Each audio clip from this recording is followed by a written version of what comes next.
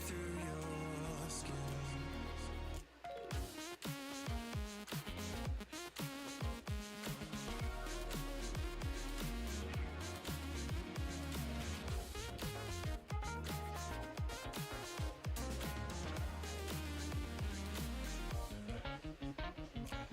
I'm not your guardian.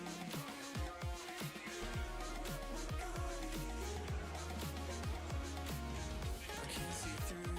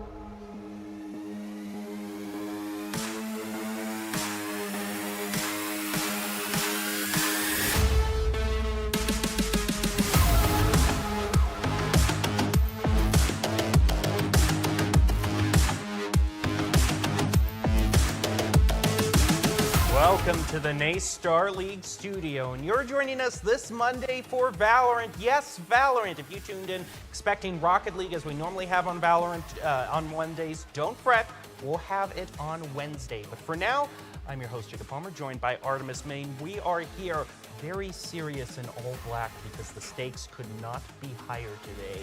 It is LCQ time for the Valorant season, and we have a whole bunch of teams ready to try to get that last ticket into the finals. Now, Artie, the main thing that we've been saying throughout all the season is top two teams go on to playoffs, and that's technically true, but it wasn't the whole story. Can you enlighten us on how things work for the LCQs? So, while the top two teams are guaranteed the ticket into playoffs, number one seed, yes, you are going to playoffs. However, number two, basically, you got to prove that you are actually the number two seed in your division by taking down the number three seed. And if number three ends up beating you, well, they punch their ticket into the playoffs instead. So it's an all-out brawl and a fight to the finish. Across the 9 divisions of NSL Star League, we have 18 teams all facing off in a round robin this week. And the 9 winners get to go on to the grand finals. We have our first match of the day will be Mary Washington versus Wichita State. And then we're going to have Highland Community College taking on Cumberland. All of these teams are facing off against completely new opponents because from LCQ onward, we are no longer competing in divisions. It is all nationwide. And let's take a look at the two teams that we have for our first match. We're going to Wichita State, Thiessen, Truman, Cam, Suey, and Skeebs. And for Mary Washington, we have Death, Nebula, Zipper, Saturn, and Diamond. Death, that is a very ominous sounding name. You've been eliminated by death. Very fitting. It is for the type of event we have because elimination is indeed final today. All of the teams that finish 4th place or lower in their division are out of the running entirely. We have 9 teams that already get the luxury of a bye week, can just look on and scope out the possible competition. Speaking of looking on, let's take a look at the lineup that we have for our first best of 3 match. Looks like we're going to be starting out on Ascent, then moving on to Breeze, and finishing up with Haven. I'm excited to be watching for our first map to be Ascent. This is one of the oldest maps that we have here for Valorant. So with that in mind, it is going to mean that it's the opportunity for every player to demonstrate what they've been learning all of this time for the first map.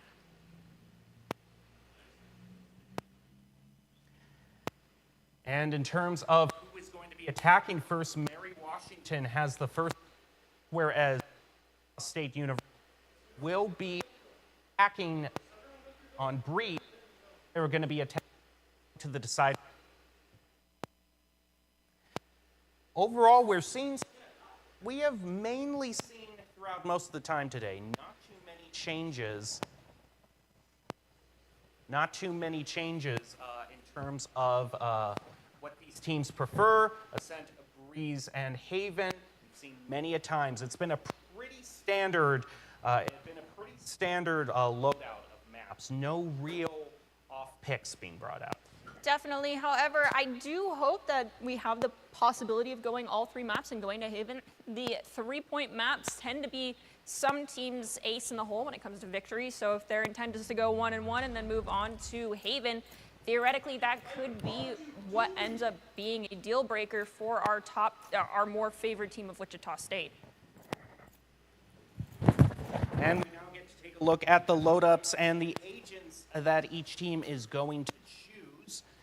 And normally for Ascent, we normally just see standard mirror matchups. Everything is pretty locked in stone. You're guaranteed to see the KJ on Sentinel. Sova also pretty much a must-pick, so I'm not going to think we're going to see any. I don't think we're being baited here at all. I think these are probably the final lock-ins.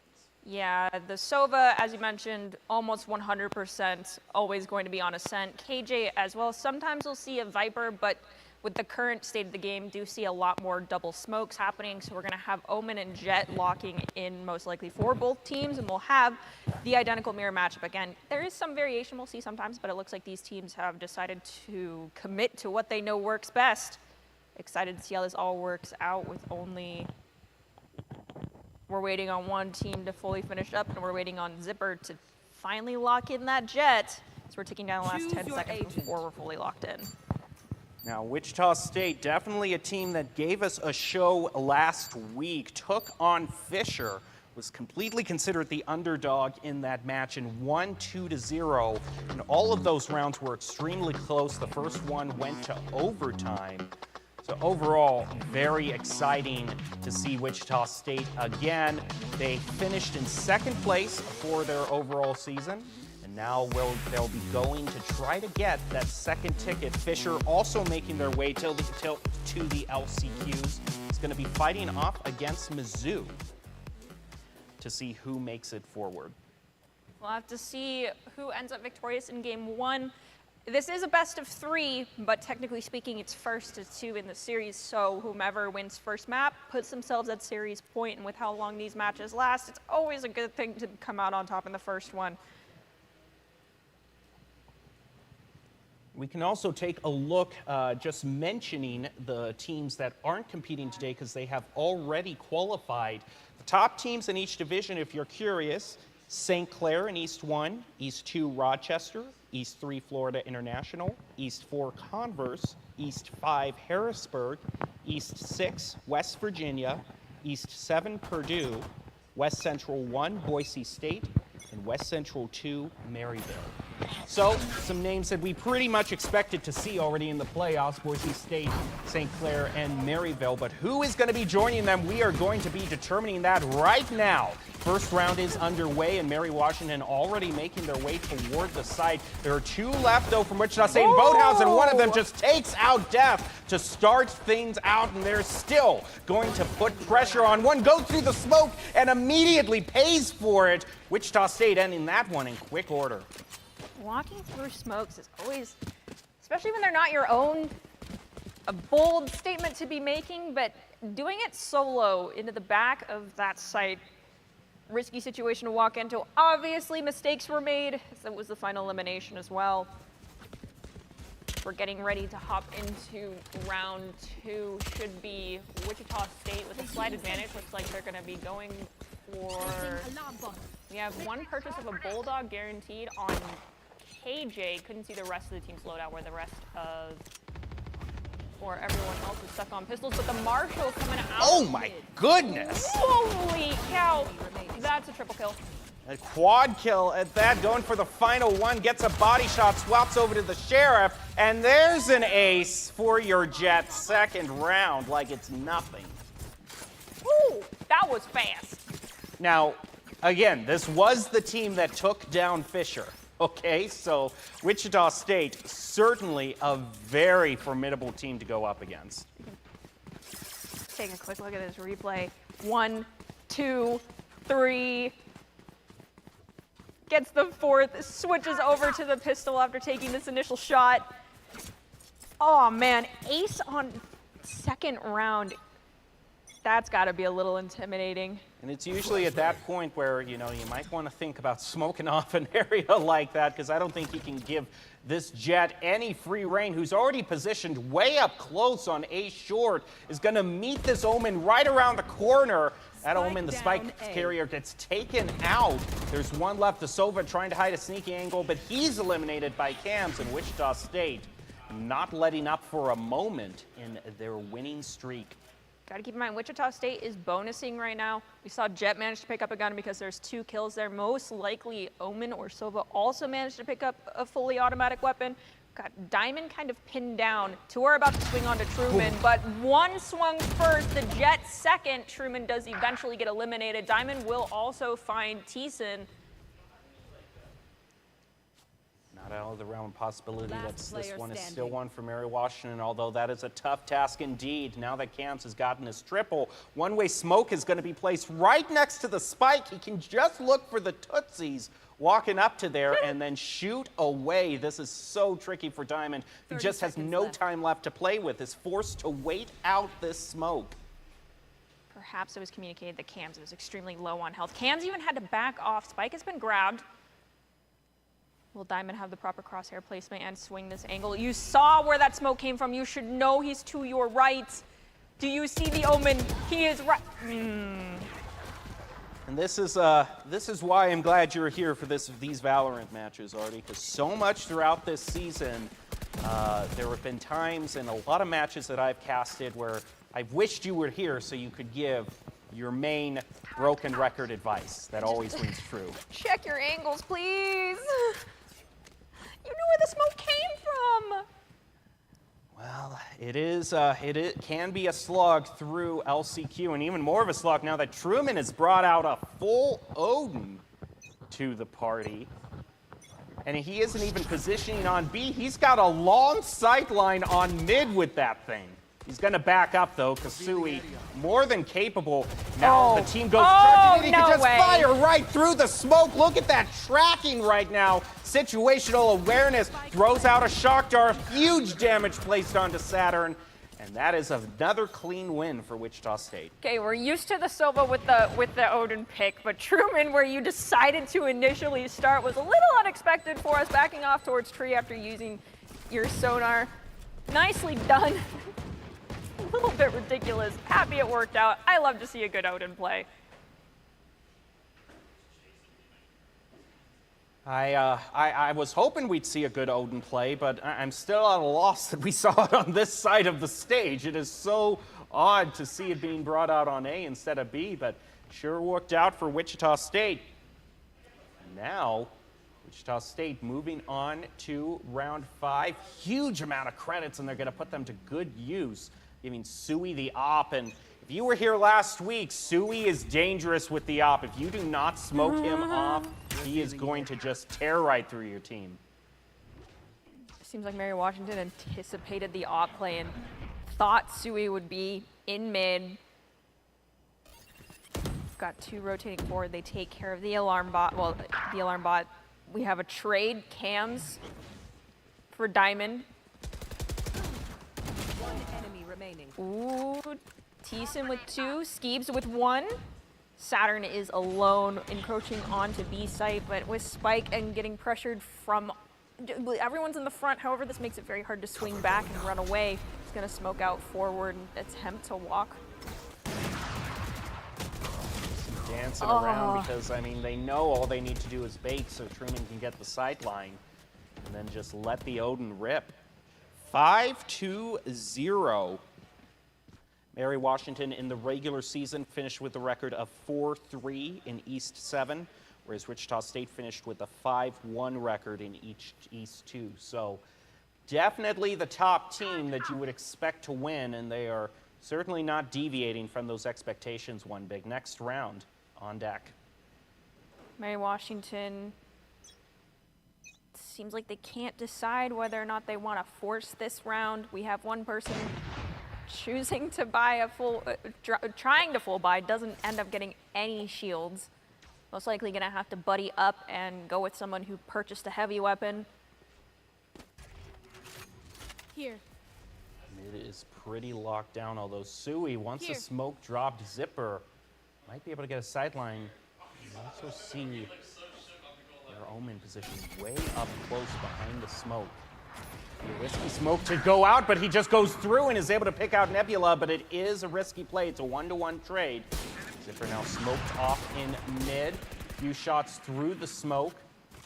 Should give Wichita State all the information they need on where Mary Washington wants to push. And, oh, if they don't check this KO, this is going to be brutal. A 1 and a 2. Both of them swing out for a double peak. Wichita State looking like they're going to go up to 6-0 unless Death can do anything about it. He's throwing out some shock darts, but sees 2 versus 1 and immediately starts retreating. He's just going to try to settle for the ultimate orb. He picks it up before the other 2 hunt him down and they make the lead even larger. Not to mention he only had a stinger. That's a harsh situation to be in. We actually will take a quick replay. What occurred on Catwalk, and then yes, this is where tragedy began to strike. Peeks forward, sees 1, sees 2, says no.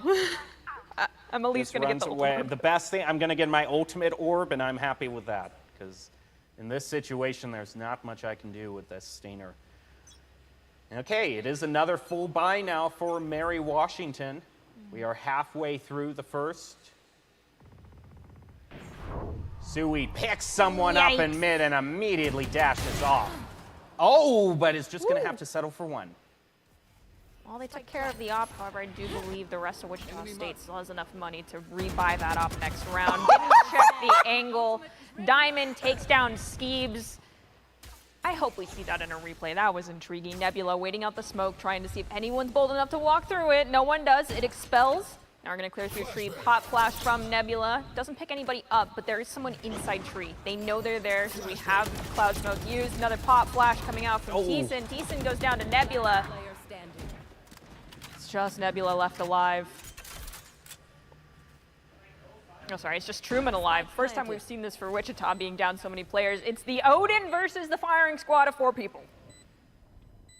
Of course, if they take it in one-on-ones, then this can even up very quick. It's going to throw out the dart, immediately picks out one. Wall bangs to see if there's someone else there. There isn't, and Diamond swings around from the arch to take care of him. First round 1 for Mary Washington.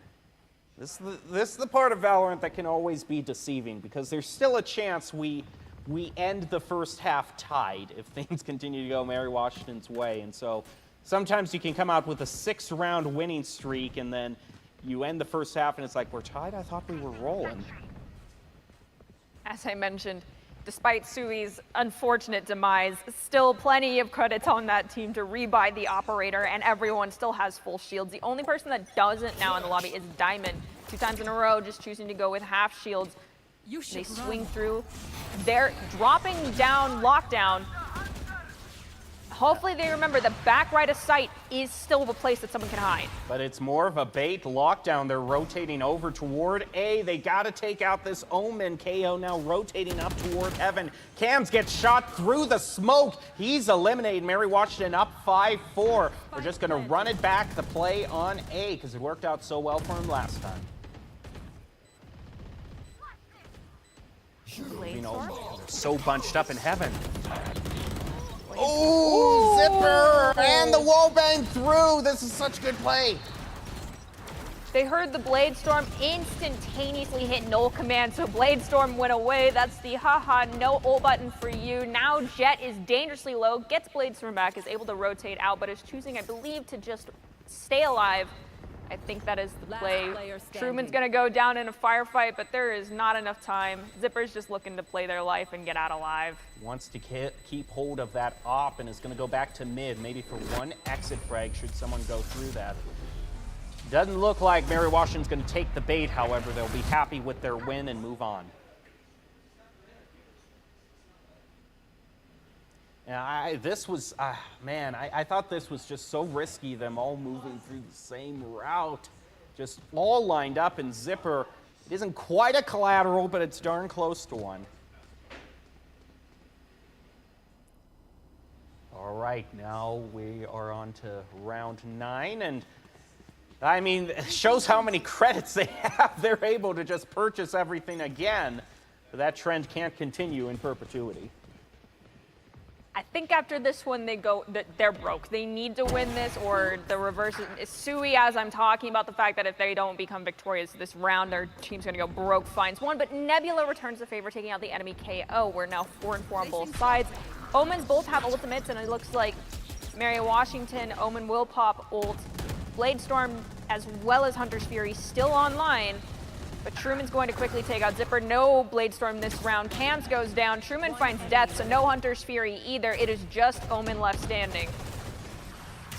Skeebs takes him out. Very unfortunate, too, for Mary Washington. That was Truman that did so much work on that Odin, since they specifically spent that ultimate to check Boathouse and see if anyone was back there. So I would assume all of Mary Washington knew Truman was back there with the Odin.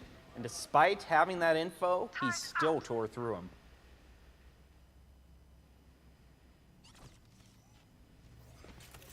And looking at the buys for this round coming up, Mary Washington is going to force and go for broke.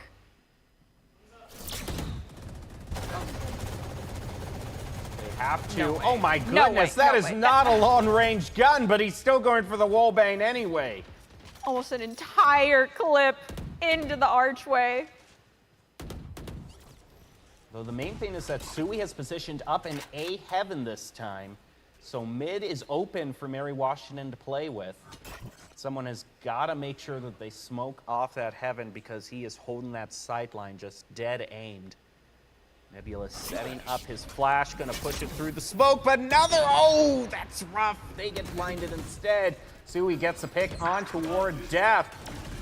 Now the question is with the smoke and just this Odin just peppering damage through. Sui positions himself wide and takes out Nebula.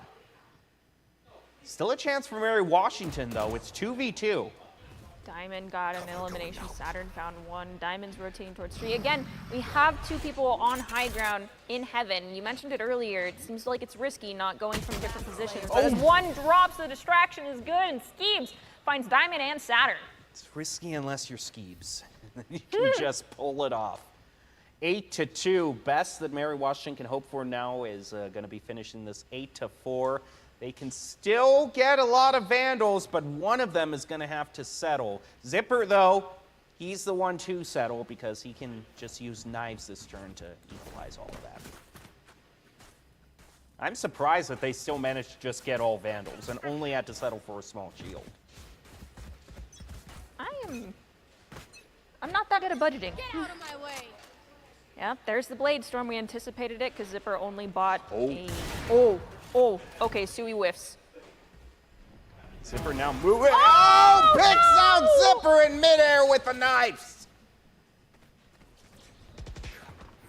See next, whirls his oyster at his point, sees the peek around the corner, gets caught off guard, swaps to the shorty, and takes out Nebula. One enemy remaining. Flawless. I tell you, I think it's the one thing that's a difference between, you know, a good opper and an oh my goodness, this person is a fiend opper, is their ability to quickly swap over to that sidearm. And Sui just did a magnificent job of that. Quickly was able to the suppress wore off in time for him to push down the smoke and immediately pull out the shorty. Unreal.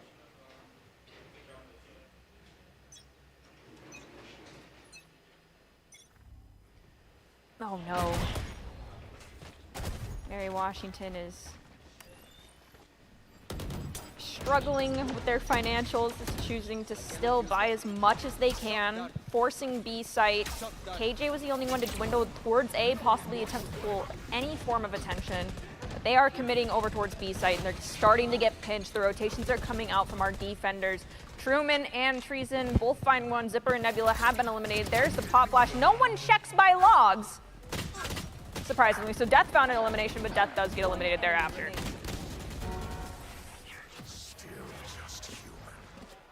And the half is going to be ended with Wichita State avoiding the infamous 9-3, instead going to finish 10-2 and put themselves up at such a comfortable second half. Even if they lose the first pistol round, you got to think, well, with the bonus round probably going to be going over to them anyway, they'll be looking in worst case scenario after the first 3 rounds, 11-4, and that's still such a huge differential.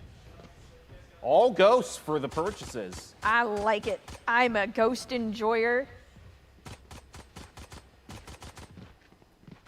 Also just shows how much it's been in favor of Wichita State. Every single team member has a positive KDA, and everyone on Mary Washington is in the negative.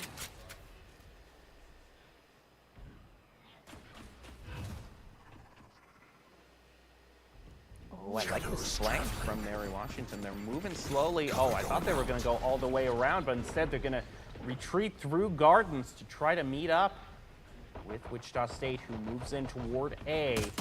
Light Planner goes toward Generator. Nebula wallbangs around the crate, picks up cams.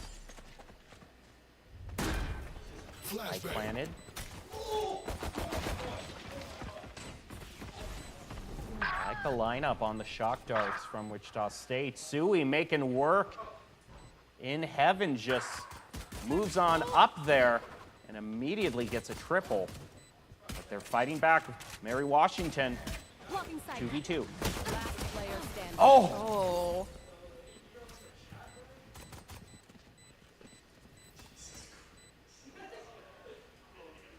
Man, that was rough because I was so glad he checked that angle there because it was the right thing to do. But in that particular instance, he just had to land the headshot and takes 3 shots, whiffs on all of them. And Wichita State now going to be going up and getting a lot of Aries for their bonuses. Okay, this is interesting. I didn't know they liked to party like this, but I'm all for it.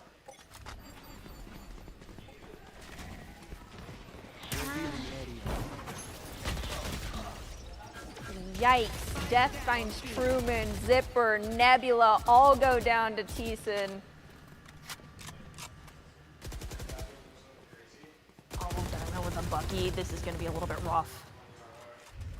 Spike planted. No one even near that smoke. Tries the right click, lands a headshot, but just the range differential problem is going to be a very big factor for Mary Washington.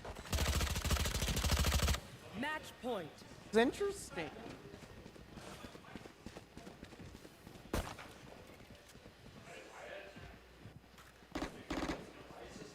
Just one round left for Mary Washington to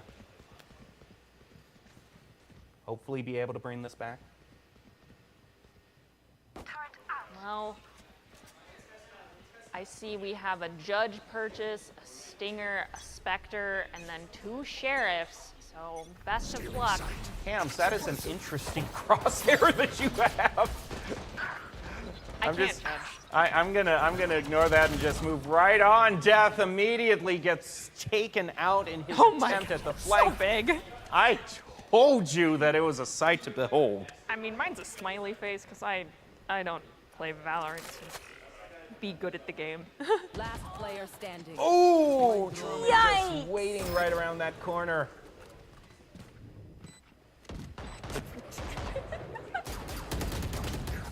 And that just about does it for the Attackers win. first round. Woo, Wichita State moving on up to match point. Gonna just try to end this all on Breeze. Breeze, I'm shocked that it's picked. Not surprised considering that we have Sui on Jet, so a lover of the operator tends to be someone who will enjoy being on Breeze, but we have Truman who's going to be at the top of the lobby with 17 eliminations, only 7 deaths. Sui shortly thereafter was 16 and 2. Wow.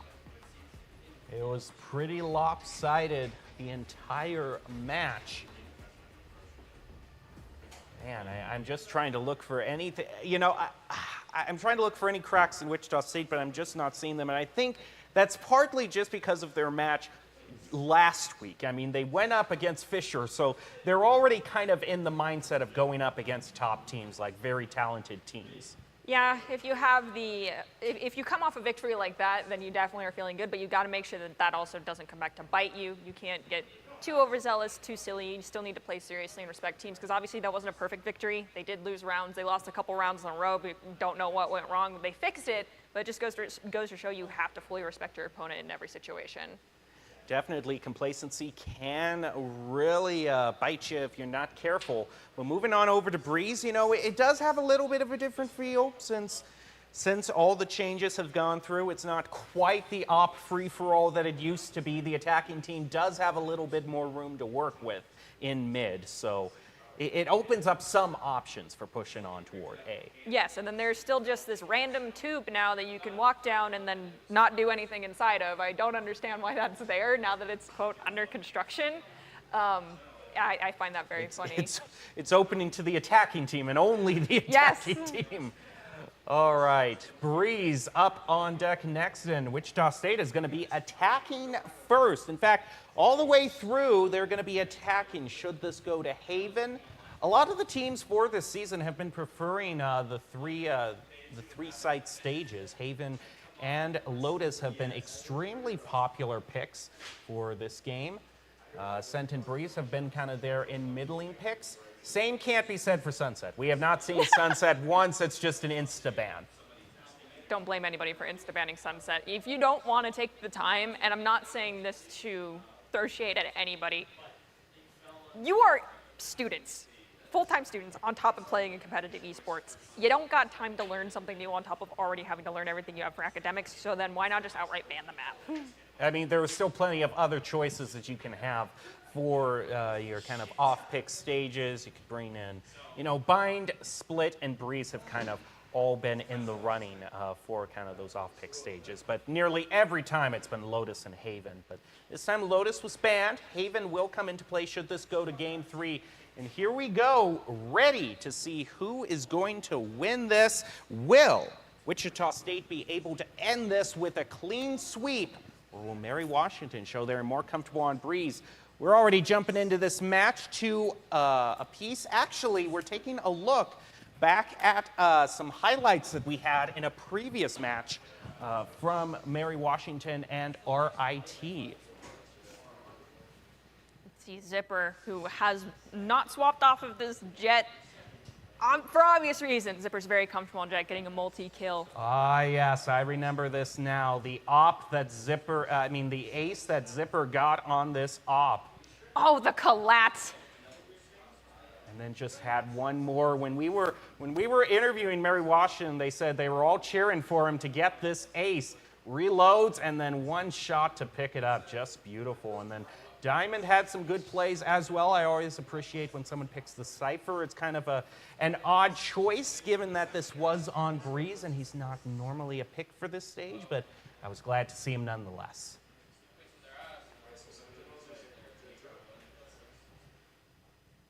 So Mary Washington, we've seen that they can pop off, and RIT is a school that often makes a pretty good competitive showing. So maybe it was just that Wichita State was just super focused on playing on Ascent, and it will be different on Breeze. We'll have to see. We can also, this is from week 4 between RIT and Wichita State on Bind. It showed that RIT definitely wasn't a pushover in terms of being an opponent. Mary Washington was there, and most of the matches this season have been 2-0s. And nice Bucky play, always nice to see that. A miss on the second shot, but still lands it. Always nice when, you know, it's an economy round and all you have is a Bucky and yet you still manage to trade 2 for 1. That's a happy day in my book. I'm just happy I get to see some Fade gameplay taking down a Chamber. And it does look like we're ready to launch in onto our second map here for the day between these two teams. It's going to be, as we mentioned, going in. No, I am crazy. Yes, we are finally going to be loading in. And you mentioned Cypher not being normal pick. I've seen Cypher quite a bit on Haven, playing more of this ratty flanker angle, setting up those tripwires, and after a team is committed to an area, making sure that if they counter-rotate that they're aware of it. So we do have Diamond locking in. That's gotten a bit. Oh, Truman, what are you doing, Truman? Truman, can we talk about this? I'm fine with it. I'm fine with playing the crazy man. Should you? You're also hovering over Deadlock as well. Deadlock's ultimate makes me uncomfortable. Can we not? All right. Well, they have swapped over that. And I mean, Viper is the more must pick for Breeze. You know, you can't go, even if you want to have some fun and change things up. But it looks like they're just baiting us at this point here. It is going to be standard choices as far as Breeze is concerned. And yeah, the Breeze changes to the stages has allowed, Choose your agent. Has allowed. Oh, Truman actually locks in the Yoru. All right. Well, I'm excited to see this one. I am flabbergasted. Here we go. Wichita State versus University of Mary Washington to secure a ticket to the playoffs. Who will be the victor? Who will have their season ended? Ready to head on toward Breeze. That's interesting. They bring out the Yoru. Instead of just going for a full mirror match. Anyway, I was saying beforehand, before I was shocked by the Yoru pick, that We have seen a good bit of Cypher be brought out since the map changes. So This goes here. making the map a little bit more enclosed in certain spaces has made him a bit more of a viable pick.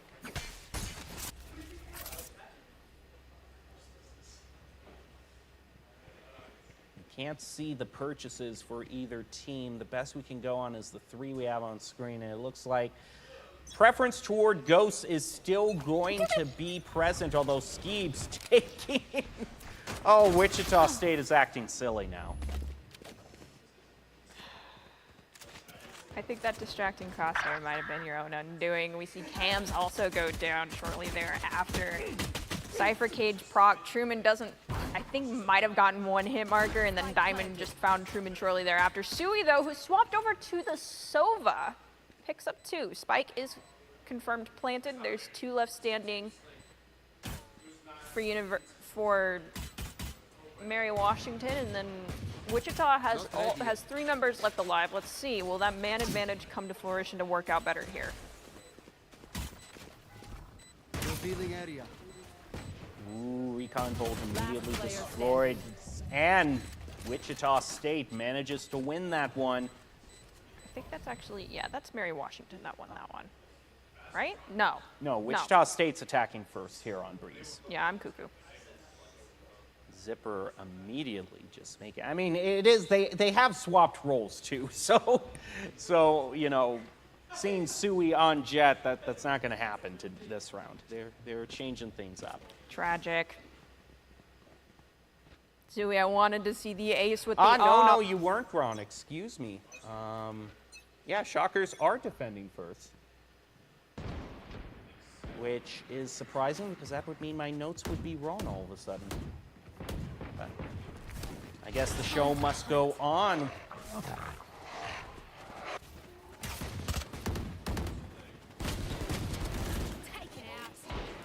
Diamond's eliminated. Cam shortly thereafter also gets eliminated. We see Zipper go down. Sander goes down both to Skeebs. Skeebs finds a 3-piece, finding Nebula. Death will pick up Skeebs, but now Death is getting pinched off. It's going to be Thiessen looking to find the elimination, is unsuccessful. The Bulldog, definitely a little bit more powerful, considering Wichita State is bonusing. So we with the Marshal, looking to try and pinch off Death, but is playing very cautiously. Death is in one-shot territory. Truman rounds the corner, also using a Marshal, picks up Death. And that's another round victory. That's the thrifty round victory going to Wichita State. That is pretty devastating. Those are a bunch of free guns that they can pick up. Going back to see how that played out. They had the wall all set up for themselves. Skeebs is just such a threat on that Sheriff. I mean, it's still a 1-hit if you manage to get a headshot. So he's shown that he can definitely do that.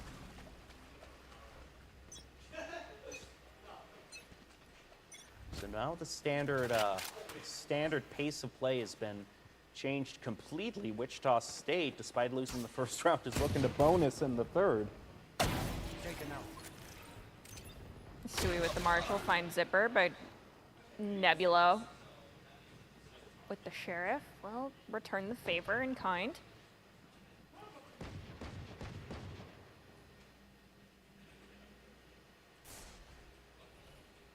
Diamond currently just trying to find any sort of information he can pull out of B to see if he wants to relay that to Mary Washington on whether they should push that or not.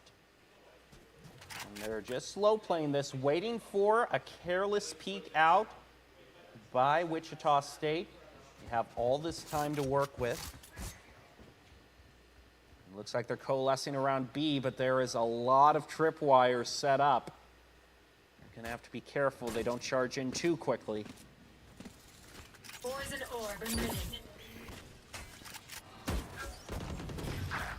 Location's gonna be Spike revealed. down, 1-for-1 B. trade on 30 B. seconds Spike left. dropped.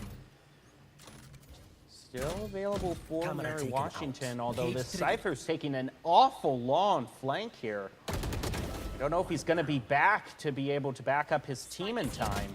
Because yeah, it's just Death left on, and they're able to get him before he even gets close to the point.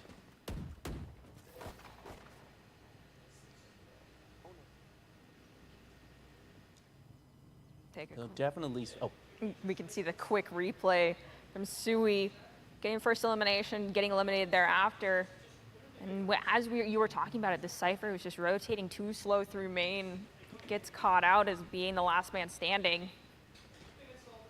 It definitely seems there is a team coordination issue with Mary Washington. We'll see if they can dust themselves off because they've got it this round. They've spent everything they have. They have all Vandals. One of them had to settle for small shields, and Skeebs is back on the... Skeebs is on the op. And Wichita State already looking to just lock down Mary Washington to another very lopsided game. Truman with the attempt to flank. It's thwarted by Diamond. However, there was already an exchange. It's 4-2, 4-1. It is just Cypher left standing, and Skeebs bounding forward with an operator almost at point blank finds the last elimination. And you saw the crosshair placement for Mary Washington was very much off there. It was kind of a wild swing to the left and back, not even close to landing a shot. If I were the coach right now, I think Mary Washington just needs a break. They need to get up from the computer, take some deep breaths, take a sip of water, because I'm noticing that, you know, their aim is more jittery. They're not quite coordinating as a team as they should. And you can't let that get to you in a match as important as this. Well, we'll have to see if that call is made for them to get that break. It is early here on second map. 3-1 is totally fine.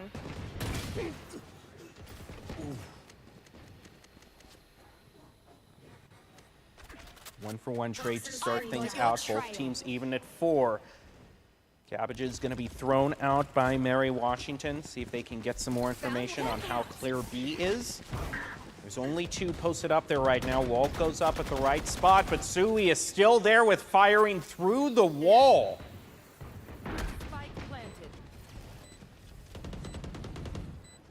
They do get the spike down, so they can't go into post-plant. Zipper caught very close. Skeets gets another shot with the op, and that's enough time to reload. Sui gets the final pick on Zipper.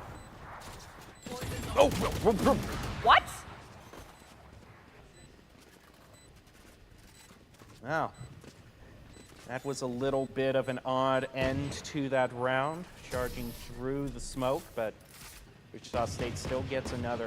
And I think there's one thing that we're seeing here that really is kind of showing the difference between these two teams. And you mentioned it in Ascent, is when the Omen threw out his smoke, he immediately says, okay, you should know where he is. You can track that utility back. But it seems that once a wall is up or any sort of smoke, Mary Washington just isn't quite tracking where Wichita State is positioning, whereas Wichita State is finding much more eliminations through these smokes. I think they just have a better game sense of where their opposing team is, where they're going to go, and that's huge if they can just fire through the smokes and still pick up eliminations. We're seeing that pay off in spades. I know Cam's exactly off to the side and takes Saturn unaware. Neural Theft is gonna be ripped by Mary Washington. Gets the information onto Cams. All 3, they're gonna flash around the corner, doesn't find it. Cypher still manages to take out Cams. Cypher is very much a threat. I mean, he is bald now, so, you know, like you say many times, Artie, you need to fear the bald man because he is a threat. Truman trying to even this up, however, it's 2v2. The bald man falls, though, due to Truman getting a double and bringing back the round in Wichita State's favor. Shockers up to a huge lead now, 5-1 halfway through the first half. Purchases look like they're going to be Vandals, but small shields. Sometimes you just gotta force buy and hope for the best. They can't even fully do that. Nebula Diamond having to settle for a sheriff.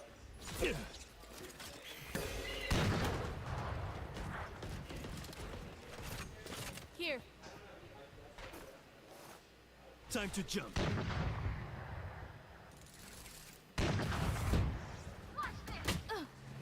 Viper Wall is going to do the standard job of dividing up the points, splitting A in two, trade one apiece for both teams. Down to 4. Thiessen gets a collateral and a quad at that, looking for his ace. Truman's going to steal it from him, but it's still a win for Wichita State.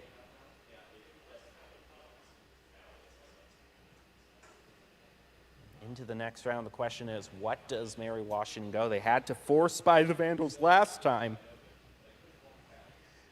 One of them, Diamond's going to buy a Vandal this time, but I have to wonder if it wouldn't just be better to just completely save. I'm not the one running the numbers for that team. There's a reason why you and I don't work in the stock market. No. Get out of my way! Your Ooh, Blade nice. Storm, Zipper. Cage triggered. Zipper immediately starts things off with a pick for Wichita State. They're down 4-2. Mary Washington, I mean, I wouldn't have expected it, but they used their ults to immediately get a huge advantage onto Sui. He has to bring this back, and he's tracked by Zipper. It's like a completely new team playing. And that's a huge windfall for Mary Washington. All those Vandals left for them to pick up. One thing they have now is neural theft, but as you mentioned, yes, they're looking a little bit more sturdy with their current credit counts. Diamond, you have my respect. Consistently going with the half shields, knowing if it's a headshot either way I'm going to die. Yeah, I respect it.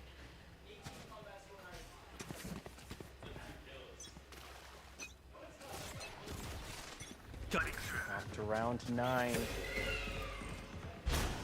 Line gonna go out. They're gonna play this one pretty fast. Jet dashes in. Dog goes through wall. It's gonna seek out Truman. Information goes over to Mary Washington, looking to plant under the cover of the wall. Teleporter gonna be thrown out. Skeebs eliminates Zipper. Another flash out from the Yoru. Truman holding down and manages to get a few shots, but it's traded back onto him. Mary Washington now down to 2 apiece. The spike is dropped. Despite all that time on point, they never planted it. Last player standing. Oh, that was rough. Oh, they're encroaching on Death's position. Hunter Spirit just gives you away if you don't pick anybody up with it.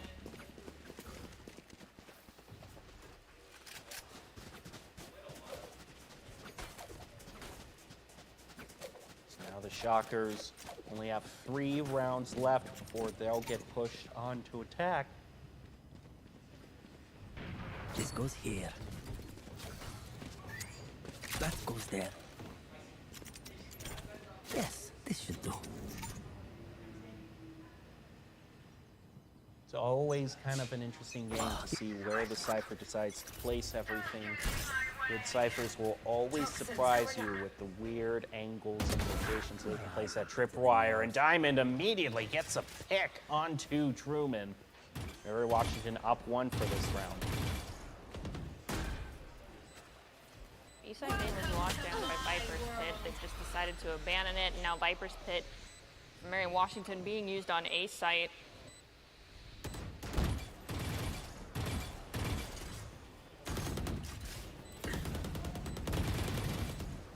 Firing going through the smoke. Might be able to get a pick here, a chip damage here or there. Mary Washington keeping even pace, and I think the main thing is that there just isn't enough time. Player standing. As long as they can stall this out, it's Cypher v Cypher, and Diamond clutches it. Even if they had lost that, there wouldn't have been enough time to defuse that spike. So Mary Washington looking to turn over a new leaf, maybe end this 7-5, which wouldn't be too bad. Interestingly enough, Thiessen even had neural theft online during that instance and still lost the duel to Diamond.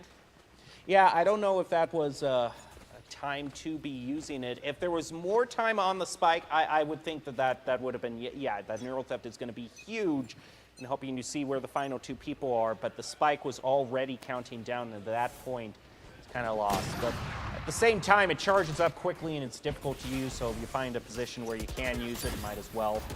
Starting things out, trades back and forth, but Wichita State leads.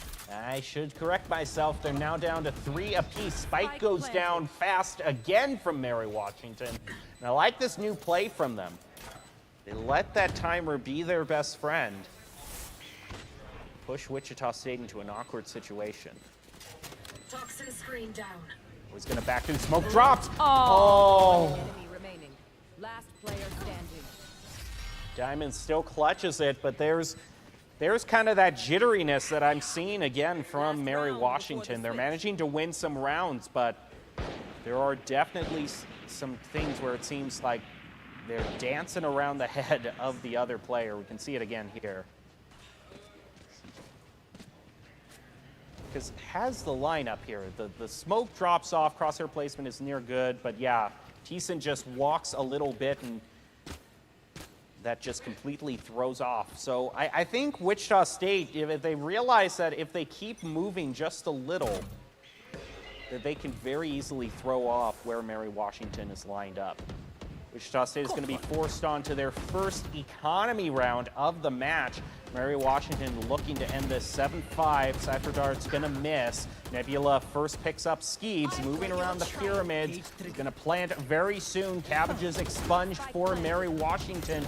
Easton's going to find himself pressured by them. He's the only one right now who's close, although Cams takes his spot in that regard. And just through the smoke is able to get a pick with the judge. It's evened up, though. Zipper in this 3-3. Oh, nice blind by the Yoru, but he has a Sheriff and a just crucial gun disadvantage and is facing off against a bald Cypher to boot. Diamond gets the triple, and Mary Washington ending this one 7-5.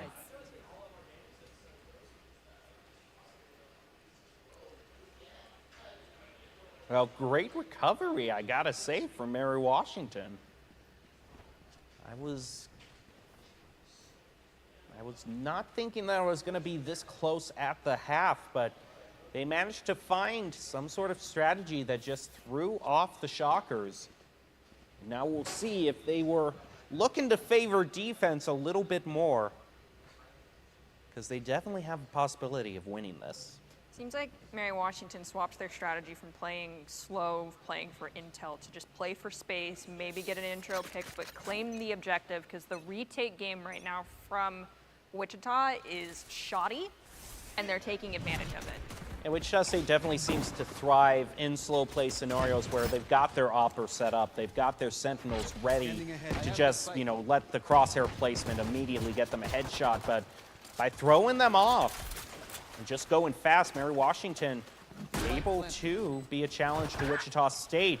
Trade 1 apiece down to 4. Skeeves eliminates Death.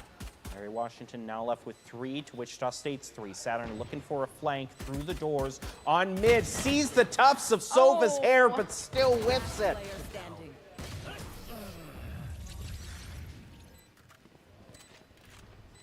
Diamond got 1 elimination, got Cam's half health. Unfortunately, it was a 1-on-2. For Mary Washington, I'm seeing the structure of some good plays. I think it's just in the end when it comes down to those face-offs, the accuracy just isn't there when they need it to be.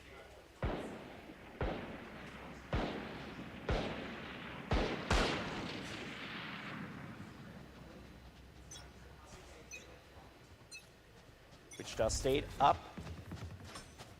to a respectable advantage in terms of guns. Trade 1 apiece.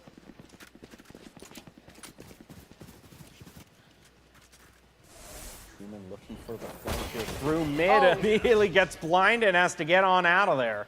Yeah, that's a runaway. I'm pretty sure Truman also saw the 3 people that were standing there. Death goes down. Guardian Gaming coming in. Nebula also falls. Oh! Risky play, just dashing in towards them. Still works out in the end as Truman with that Marshall still didn't get fully pushed out of attacker's spawn. found the final elimination, even though, yes, Jet ended up passing away at the moment.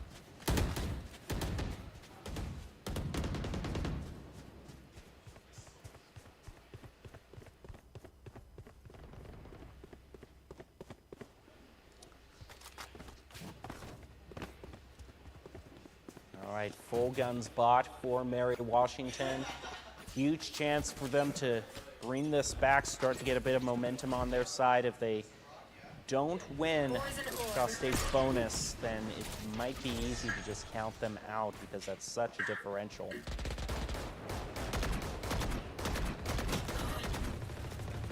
Blind firing through hockey screen Toxin screen doesn't work out. And as we move on, this game is going to be pushed out by Mary Washington.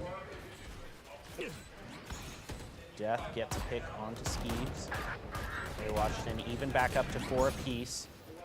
Team looking to play around the corner, immediately plays into the blinds. Just teleports out. Mary Washington still on the retake, and the long range that Truman has is going to get Wichita State up to 10.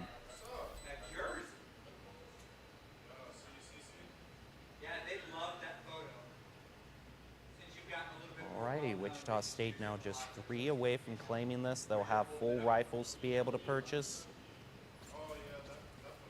Mary Washington, the best that they can hope for, I think here is going to be to save this round and then bet it all on the next round. And if Wichita State wins that one, they'll go up to 12, so they'll be at match point. Looks like they're pulling up the Minutemen. Marshall gang coming in for Mary Washington. Sui will find Zipper, the first elimination of this round.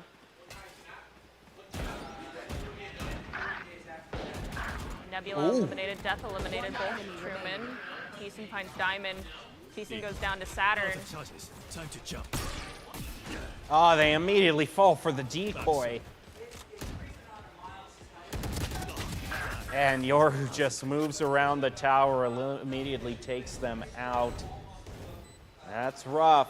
And now Mary Washington, this has to be their purchase round, and I would recommend anything right now that now's the time to take a timeout. If you can't get advice from your coach, at least reset your mentals and take a few deep breaths. 'Cause it's there for a reason. Wichita State looks to be cruising towards a victory.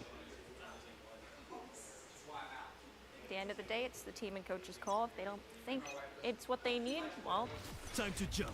you have to trust that. Decoy. Truman's going to entry on B site, use his ultimate. Blinds one, Zipper goes down. Nebula is going to find Thiessen. Truman's just going towards McDonald's, clears it, is now at defender spawn and decides to teleport back. That's still a good bit of information knowing where Mary Washington isn't. None of them are positioned far back in their spawn. Instead, they've all taken toward mid. And look at this flank being brought up by the Jet from Wichita State. Already made their way toward defender spawn. Takes a few peeks. Spike planted. My ultimate is ready.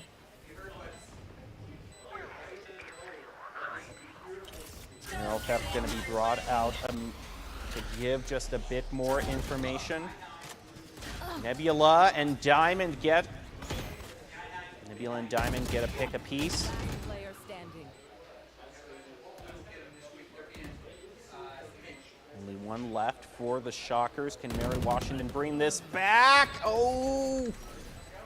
Cam's just looking to stall this out, but he gets eliminated.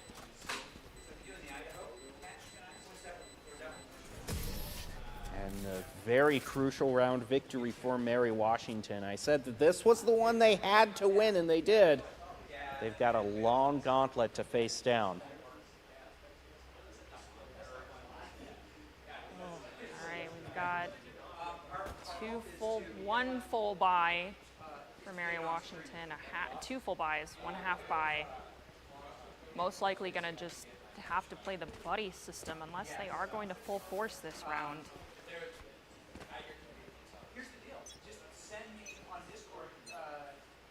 Get out of my way!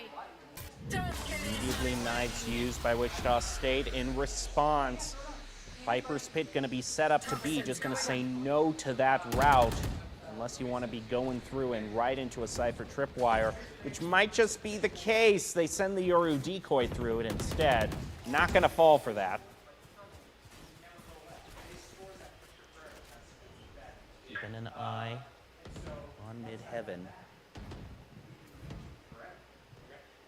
We saw both shock darts come out, so they're aware that Sova is relatively in this area, and we also have Viper's Pit from the same spot. Sui is going to find both Zipper and Nebula. Diamond working their way around one Cypher cage. We see Thiessen to get eliminated. Sova was also eliminated by Diamond.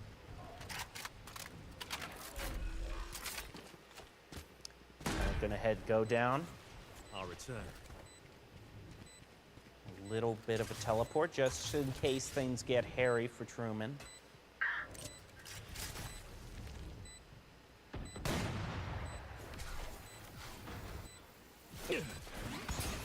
Bounce. Oh, blinds himself instead. Whoopsie! Last player Yeah, standing. Mary Washington will make you pay for that. Now it's just Cams left with this op. I mean, I guess they can just rush or just body block here. He's going to throw out the molly, but they can stick it. Throw stick it. There we go. Okay, Mary Washington, 2 wins in a row. Question is, where does this put Wichita State in terms of economy? Can they just completely run it back? I think they can purchase again for maybe one more round, but then we'll have some interesting questions they got to ask themselves. And I think this was kind of a lackadaisical approach by them. They went for the op, like a pure showy play, and that immediately, I mean, look, your actions have consequences, and they're paying off right here. Bringing that out on attack, they definitely, I think, trying to be a bit showy here, but Mary Washington is slowly stopping them. They just rush through, hawk around corner. A lot of fire being exchanged on A through the Viper wall. Nebula gets hit with the dart. Skeeb's first pick onto Zipper. Spike planted down. It's going to be used to get some information on them. Neural theft in response by Wichita State, down to 3 apiece.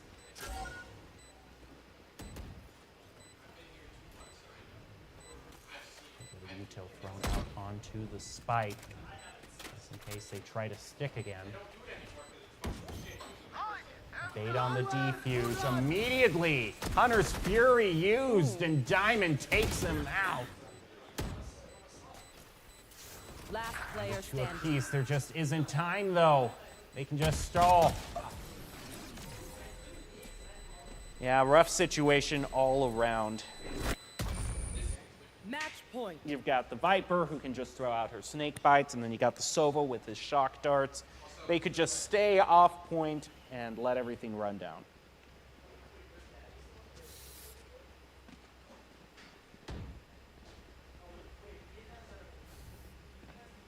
Mary Washington is trying to make best with what they can. Zipper does have Blade Storm, so it's just going to opt to have a classic, maybe a shotgun. Yes, we have 2 shotguns actually getting pulled out. Saturn as well will be using the shotgun. There is Blade Storm instantly used. Neural Theft is also online for Diamond, so if we get a pick and Diamond can get near the corpse, opportunity to gather some extra intel. Zipper unfortunately gets eliminated by Skeebs. Truman uses his teleport and is looking to use decoy. Don't know if anyone's going to fall for it this time. Nebula, Death, both eliminated by Sui. Sui gets eliminated thereafter. Wichita State Spike getting planted. close to ending this match. There's just Diamond left to try to be the only thing keeping them from getting that victory, and it is just him. If Saturn is eliminated, he gets 1, has to go up 2-1. Throws out the cage and the neural theft, but the question is, no! Oh, he does manage to pick up 1. Skeebs is very low. He has enough time. Gets the peek. Cage triggered. Baits the defuse. And he gets it. No problem. And he's got enough time. Yeah, I think you're right. Yes, there's enough time. Clutch. Okay. Well, they're still in it.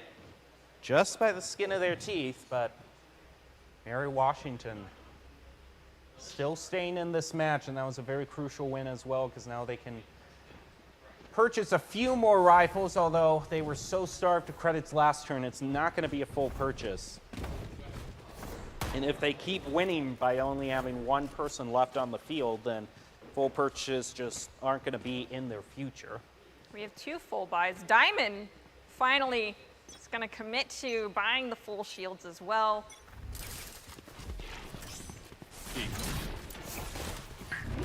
Score immediately popped by Truman, dash in from Skeebs. They hit the decoy, and that's disastrous for Mary Washington. B completely falls, leaving it wide open to a plant. Another blind, and the Yoru is just wreaking terror in this final stage. And that looks like it's probably going to do it. They'll just let this go for a little bit and then issue the final blow, and Wichita State gets their ticket to the playoffs in the LCQ.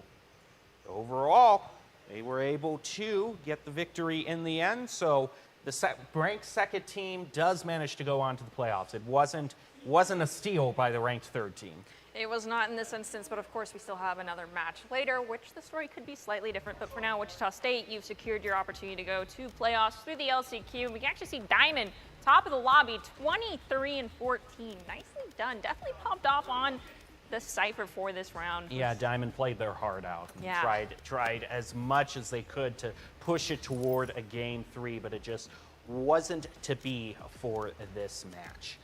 Well, that's the first of the matches that we have here, and the thing about the next match that's going to be interesting, just to tease, is that we actually have a team that's 3-3 going into the LCQ. So if you want to talk about the ultimate underdogs, we might have that story coming up in the next match. You'll have to see if they pull off an upset victory.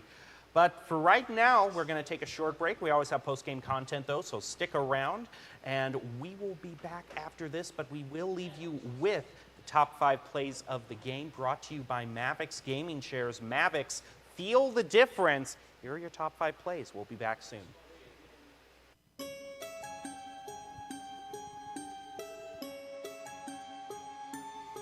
And he isn't even positioning on B. He's got a long sight line on mid with that thing. He's going to back up, though. Kasui, more than capable. Now the team goes charging, and he can just fire right through the smoke. Look at that tracking right now. Situational awareness. Throws out a shock dart. Huge damage placed onto Saturn. Back the play on A, because it worked out so well for him last time. You know, so bunched up in heaven. Oh, Zipper! And the wall bang through. This is such good play. They heard the Blade Storm instant. Cover of the wall. Teleporter going to be thrown out. Skeebs eliminates Zipper. Another flash out from the Yoru. Truman holding down and manages to get a few shots, but it's traded back onto him. Mary Washington now down to 2 apiece. Nebula eliminated, Death eliminated both Truman. Thiessen finds Diamond. Thiessen goes down to Saturn. Time to jump. Oh, they immediately fall for the decoy. Purchase of a Bulldog guaranteed on KJ. Couldn't see the rest of the team's loadout where the rest of, or everyone else is stuck on pistols, but the Marshall coming out. Oh my goodness! Holy cow! That's a triple kill. A quad kill at that, going for the final one, gets a body shot, swaps over to the Sheriff.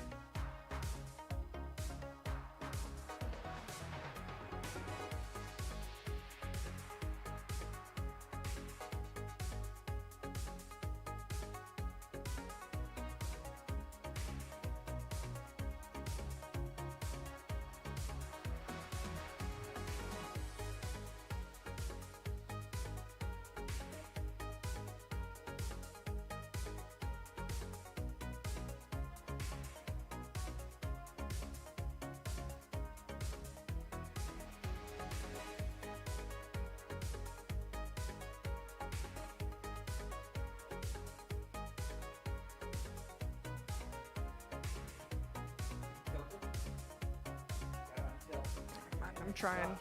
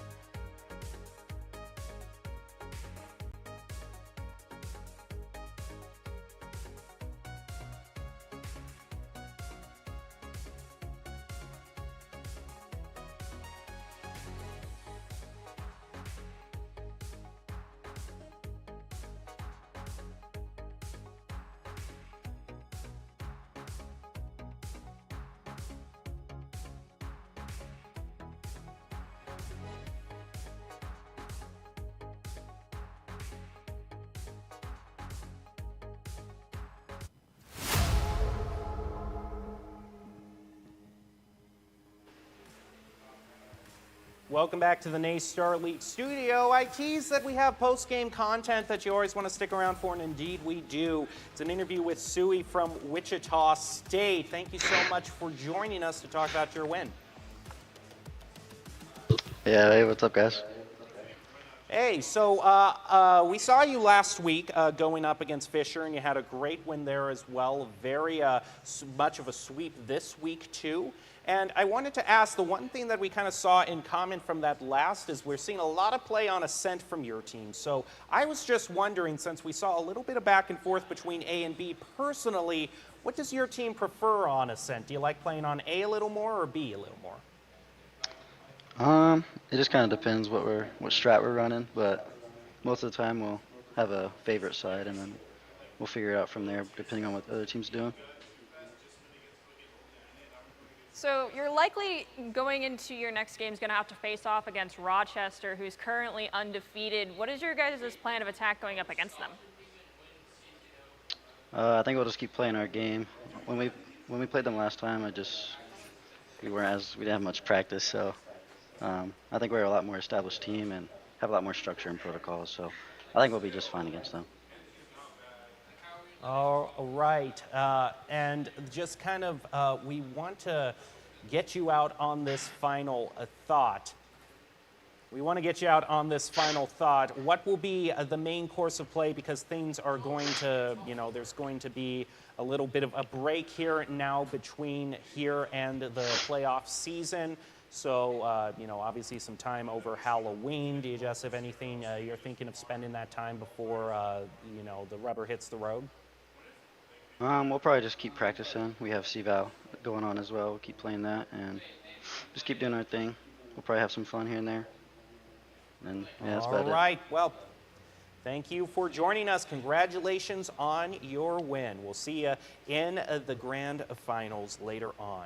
And speaking of the grand finals, Thanks, guys. one thing I want to mention just to all of you watching is next week, we don't have any competition for next week, but we will have a special reveal stream for the bracket next Friday for NA Star League. So if you're wondering how all the teams in all our games, who's going to face off against who, which when we've got teams like St. Clair and Maryville, that's a huge question you want answered. You're going to want to tune in next week for that. But for this week, though, we still have one more game in the last chance qualifiers for Valorant. We'll get to that as soon as we can, and we will take a short break. Hope to see you at the other end of it. One purchase of a Bulldog guaranteed on KJ. Couldn't see the rest of the team's loadout where the rest of, or everyone else is stuck on pistols, but the Marshall coming out. Oh my goodness! Holy cow! That's a triple kill.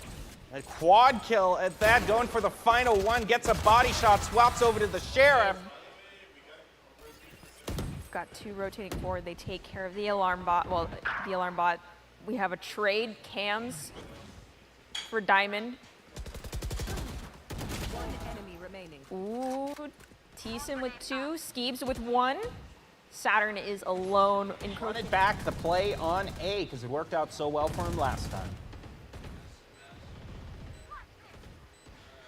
You know, so bunched up in heaven. Oh, Zipper! And the wall bang through. This is such good play. They heard the blade storm instant. Oh, picks out Zipper in midair with the knives. See next, whirls his oyster at his point, sees the peek around the corner, gets caught off guard, swaps to the shorty, and takes out Nebula. One enemy remaining. Flawless. His spot in that regard, and just through the smoke is able to get a pick with the judge. It's evened up though. Zipper in this 3-3. Oh, nice blind by the Yoru, but he has a Sheriff and a Cypher to Washington, able to be a challenge to Wichita State. Trade one apiece down to 4. Skeebs eliminates Death. Mary Washington now.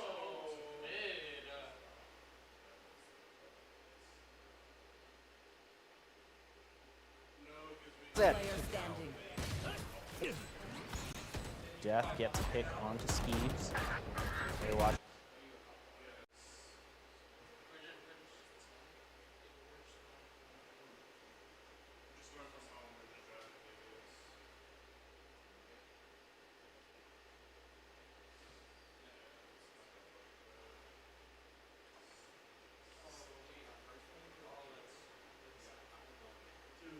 Thiessen finds Diamond. Thiessen goes down to Saturn. Charges. Time to jump. Oh, they immediately fall for the decoy. In case they try to stick again. Bait on the defuse. Immediately, Hunter's Fury used, and Diamond takes him out. Last player To a standing. piece, there just isn't time, though. They can just stall.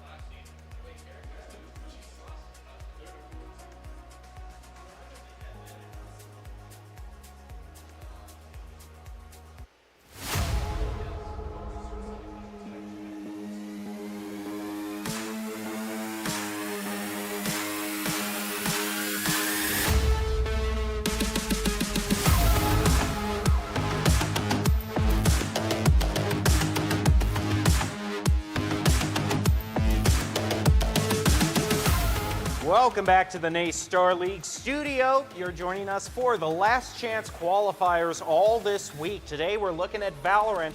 We already had our first match. Now we move on to our second of the night. Highland Community College versus Cumberland. I'm your host, Jacob Palmer. Joining me by my side, I've got Artemis Rain. Thank you so much for being here to call these LCQs. And this one for Cumberland, it's a little bit of an interesting situation how they got to this point. Interesting is a nice way of putting it. So Cumberland was in a three-way tie for first place, and so then there is a set of rules in place that NACE has to determine who is genuinely our first place victor for their current division, and then anybody else has to go battle it out in the LCQ. Well, despite technically being one of those people able to be first place, after the rule was implemented for determining the tiebreaker, Cumberland is now here battling it out for their ticket to go into playoffs in our LCQ. Let's take a look at how we got here. We first started out with Mary Washington going up against Wichita State. Now we'll get to the second game, Highland versus Cumberland. Best of threes, that's why there's only two today. Those best of three Valorants can go a bit longer. And we actually do know a little bit more about this particular matchup, at least in terms of what we will be starting out on. I'm told Bind is the first stage. Okay, lots of smokes. Yippee. We could also, of course, take a look at the players for both these teams. And for Highland, it's going to be Doobie, Ramio, Nas, Its Demise, and Big Tonka.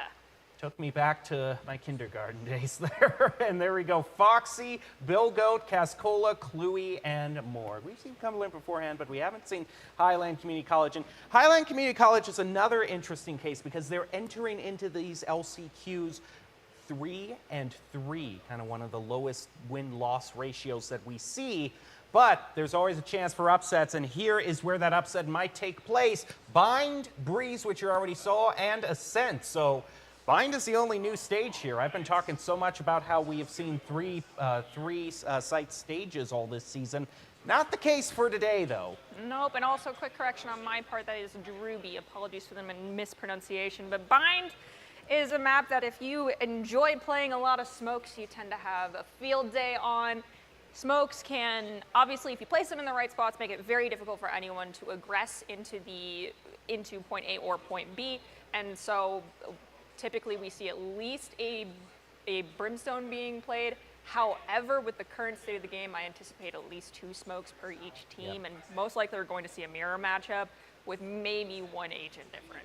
We've been seeing a lot of mirror matchups lately. I wouldn't also be surprised if on Breeze we also see even more smokes be brought out. Of course, you know, Jet can place down her smokes, but they're not true smokes. But with Breeze being one of those stages that just demands a Viper pick, you're already setting yourself up for another 2 smoke composition. You're already halfway there. But Viper can also do a lot on her own, so we'll just leave all the decisions to the teams once we get to that stage. Yes, and we are about to actually jump into the players picking whichever agents they choose to go with for our first map of Bind. I'm excited personally. I feel like Jet is just a staple currently. Rarely do you see a composition that does not consist of a Jet, so I'll be surprised if we don't see one when we go into Bind. Yes, as Jacob mentioned, she has smokes, but we could theoretically still see 2 more, but most likely a Jet and 1 other smoke would probably be all one team may need. We'll have to wait and see, though. At the end of the day, it's up to the players. It has been just, Valorant is one of those games where the classic players and stages have just been sticking around. I mean, we look at the past 2 agents. I mean, we have Deadlock and Harbor, and where have they been? You know, I mean, the only one we've really seen is Gecko every now and again during the regular season, but mostly players know what they like. They know what the game came out with, and they're more than happy to stick with it. We're actually checking out one side here. We've got a Viper as well as Sky. Raze. Definitely want to be careful walking through showers if you're dealing with a Raze or any tight corridor. There's paint grenades, definitely are quite deadly. You're also going to have Chamber and then Brimmy. We do see Twizzy is going to be thinking about locking in the Jet. Also, yeah, surprised to see one side, our attacking squad, no Jet whatsoever. The duelist being raised over the Jet. Then we're going to have Sky, KJ, Brimstone. What is our final lock-in? It's going to determine what they decide to double up on since all the other roles are locked in. I mean, I'm not too surprised about the Raze. I mean, you know, Jet may be, you know, the cover girl for Valorant, but I would say Raze is the cover girl for Bind, if you know what I mean. It's just, This stage has just been a race stage for as long as I can remember. And we're gonna ready to jump into it. Cumberland versus Highland Community College. We'll see who pulls off the victory. I'd say Highland goes into this the definite underdogs, but you never know what might be brought to the table. So it's dismissive ended up being the one to lock in the Jet. I wonder if we have two people that are capable of playing duelists, and so that Jet player may swap when we go into our next map and be like, hey, I had to play Viper last map. It's your turn, because yes, Viper is great on Breeze, but so is Jet. He's also talking a lot about the classic agents. The only kind of newer agent already is over a year old. It's amazing how time flies. But Chamber has kind of like nudged his way in to almost be considered a classic at this point, because he's been so dominant throughout so many metas. Even through so many nerfs to his kit, he still sees play. Who doesn't want to play a character that can give you a free op? I mean, it's true. He's a Sentinel, but I mean, I'm sure a lot of duelists love to play him as well, because he can just go to town on his gun. Here we go. Highland Community College is going to be defending first. And we have Cumberland in the red. Right now, a little bit of an even split, deciding if they want to go A or B. Mid, not an option, of course, on Bind. A little bit of a group up to swing around Fountain. Toxin screen down. Twizzy, along with their Sky, are posted up on B site, one taking angle around boxes, the other chilling out near defensive spawn. Jiggle peeking, we have a commit through heading towards Hookah, just outside teleporter with the enemy Viper from Cumberland. Billy Goat's going to push forward, Hawk is used, Twizzy goes down, Bilgo also goes down, as does Tonka. Cumberland successfully takes B, gets the plant. We're on to post.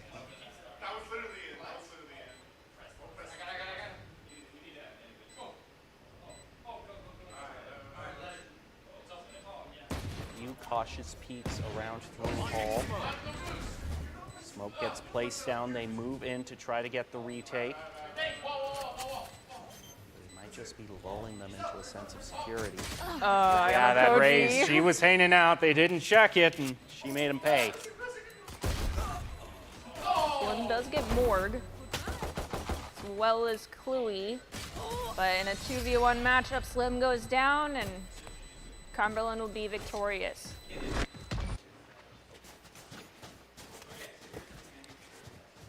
In case you were wondering, also, we said that there was a three-way tie in the specific division that Cumberland was in. That would be the East 6 division. The other two schools who were in that were West Virginia and West Kentucky. So West Virginia was the one who won that tiebreaker and gets the kind of the natural ticket, but both Cumberland and West Kentucky being the ones to slug it out here in the LCQ.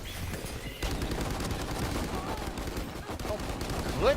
Dang, that was a bloodbath over in A main.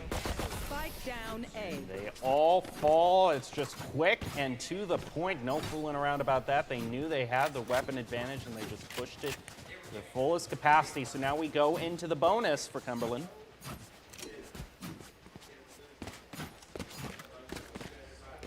Three of them still are able to carry their weapons. The other two, we do see one Phantom being purchased. Morg, of course, is loaded up on bullets with his Headhunter, so we'll probably just stick to that rather than just buying a gun. Slim is going with the Judge purchase, possibly looking to lurk around lamps. We'll have to see where they decide to post up in the end.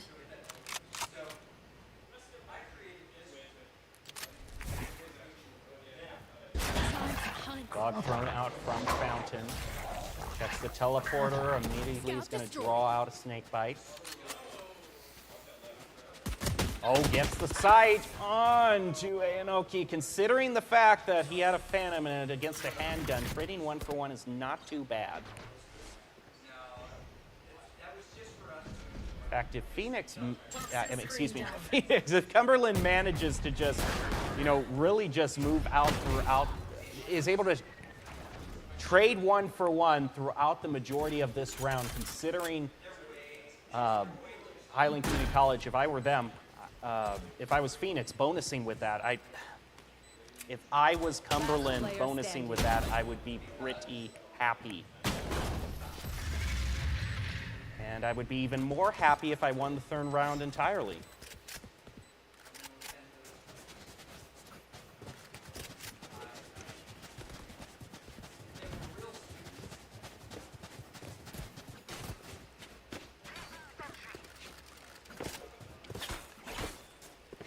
Moving into round 4, this is now really the time now where I would say if Highland, I would give Highland until their next full buy before I would recommend pulling out a timeout. Well, last game, in our last series, we saw a similar situation, and they chose to just tough it out. No, it was not Highland that was in that match, of course, but at the end of the day, like we've mentioned, it's not. If they feel as though it is okay to continue, then we have to just trust that call. So we have a share from It's Dismissive. Shooting at Petrus does not pick up the elimination. However, we do see Twizzy to do so. Morg will therefore get the trade on Twizzy. Morg goes down to Ayana Koji. Ayana Koji's chilling out inside lamps, drops down the smokes. Unfortunately, loses the duel with Kluey in a 3v1 swing. Kluey will then pick up It's Dismissive. Big Tonka, I think, is, yes, last one standing. Quick shot with the Bucky in lamps. Still a chance for Highland, but he was being tracked close behind that.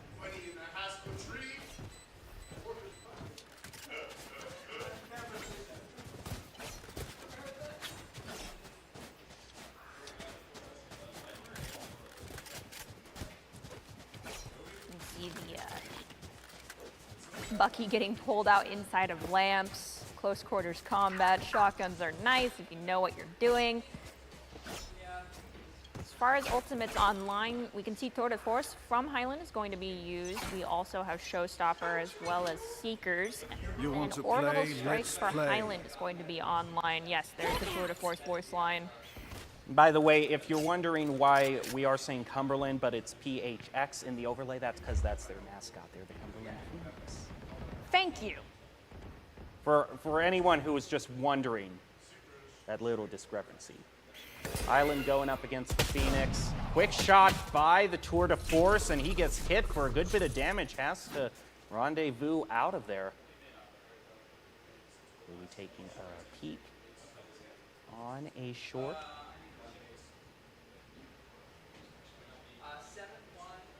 Just a little bit of a wait out from both teams. Neither of them wants to take too careless a peek. Slow push up a short by the Phoenix. Wait on the Moonbot. Wall goes up again, so now they just have to deal with lamps. They do get a little bit of chip damage because Highland is firing through the wall. I've got your trail. Overall for Cumberland, they'll go back to 30 be able to get the seconds stem. Move in with the Showstopper. Blast Pack falls. A bit of a weird bounce right into the snake bite. Does find the Elan, but sub 50 health. And Orbital Strike has been committed. It finds Ayana Koji. Actually, it's more to find Ayana Koji. Foxy and Cascola will find one apiece. Twizzy finds one. Morg gets the last kill. No one left alive, and that is another round to the attackers.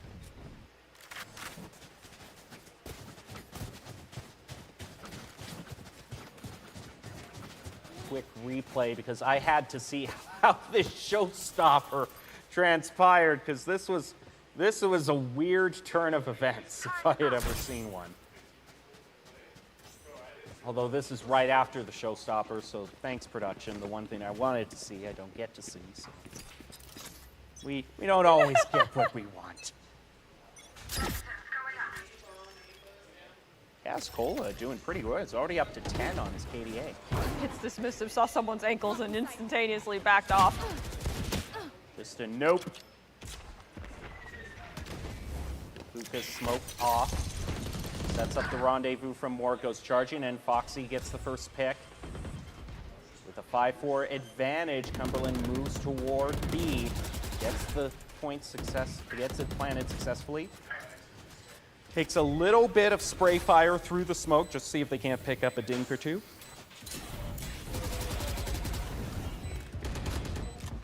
Smoke from Highland in response to try to retake the point. Tonka and Aoki try to go around the corner through elbow, but that judge is just not going to be able to reach anyone remotely placed near Hookah. We can still end this half 6-6.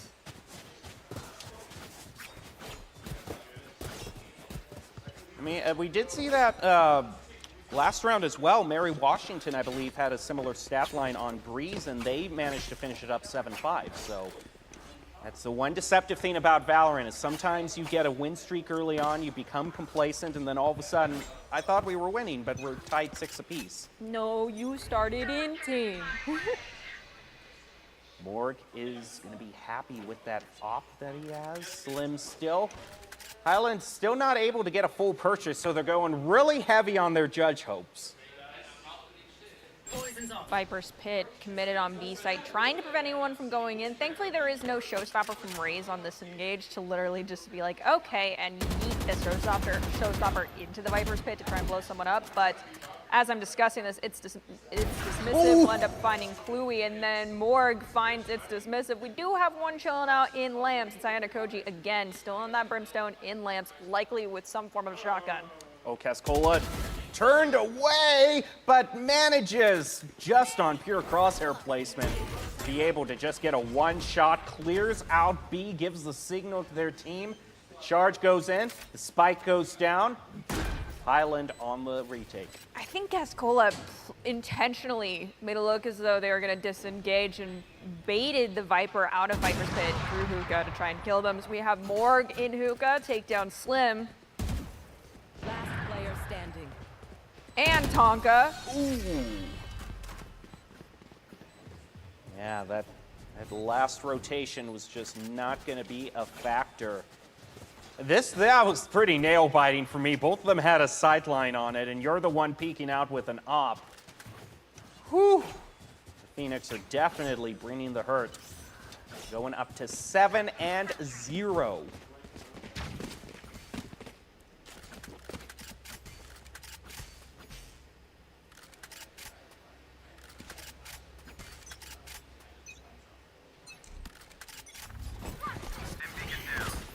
Oh, immediately knives. Start things off for Highland, but look out here for Slim. Oh, he moves out of the way. The pod actually forces him out, so he isn't able to take that close angle he wanted to with the judge. I think Trailblazer also spotted Slim, so Slim had no choice. It's dismissive. We'll find one. Slim goes down. Foxy's eliminated. There's Showstopper, but it's too far. Oh! Everything. Just throws everything at Raze. Hey, you get them to spend their showstopper, you go up to 4-2. I like that trade any day. Tonka is going to bring out the cabbages to try to make it easier for Highland to retake because Morg still has this op, probably the biggest prize on the field. He gets taken down. First win for Highland, a whole bunch of guns that they can grab. And maybe this is the start of a much closer game. I think, yes, someone grabbed the op, even though typically you give it over to your Jet. I wonder who grabbed the op, or if Jet will end up with the op anyway at the start of the next round.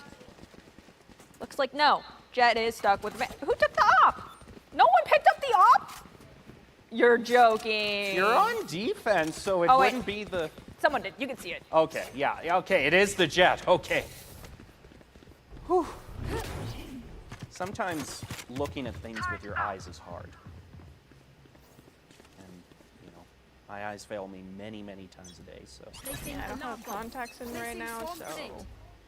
Mine are crying. Both teams also have the exact same loadout. Rifles, one op, and one judge that immediately, with the blast pack into Labs, is going to make their presence known. Picks up that Vandal, and looking to increase their advantage even more with another op, gets the Killjoy, trying to take the Jet, and is now going to go over to the Vandal because things are a little bit too far range. Yeah, that's understandable. For a second, I thought Morg was someone on Highland's team, and I was like, Scola, come on, don't fall into the trap. Speaking of falling into traps, it's dismissive, has actually dropped the op, left it back, doesn't want to let the other team pick it up. Is gonna pick it up now. It's still doable, 3 apiece. Move up to heaven. Tonka gets a pick that's huge. It's traded back.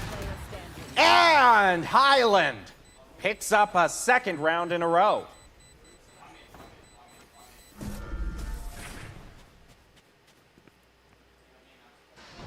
You know, there was a little bit of wondering why Cumberland went for the Raze instead of the Jet. This is the reason they go for the Raze, because she can be absolutely so destructive. I mean, there are such close rooms like hookah and lamps in which that bomb bot is just amazing, and then just using the blast packs around just for the mobility.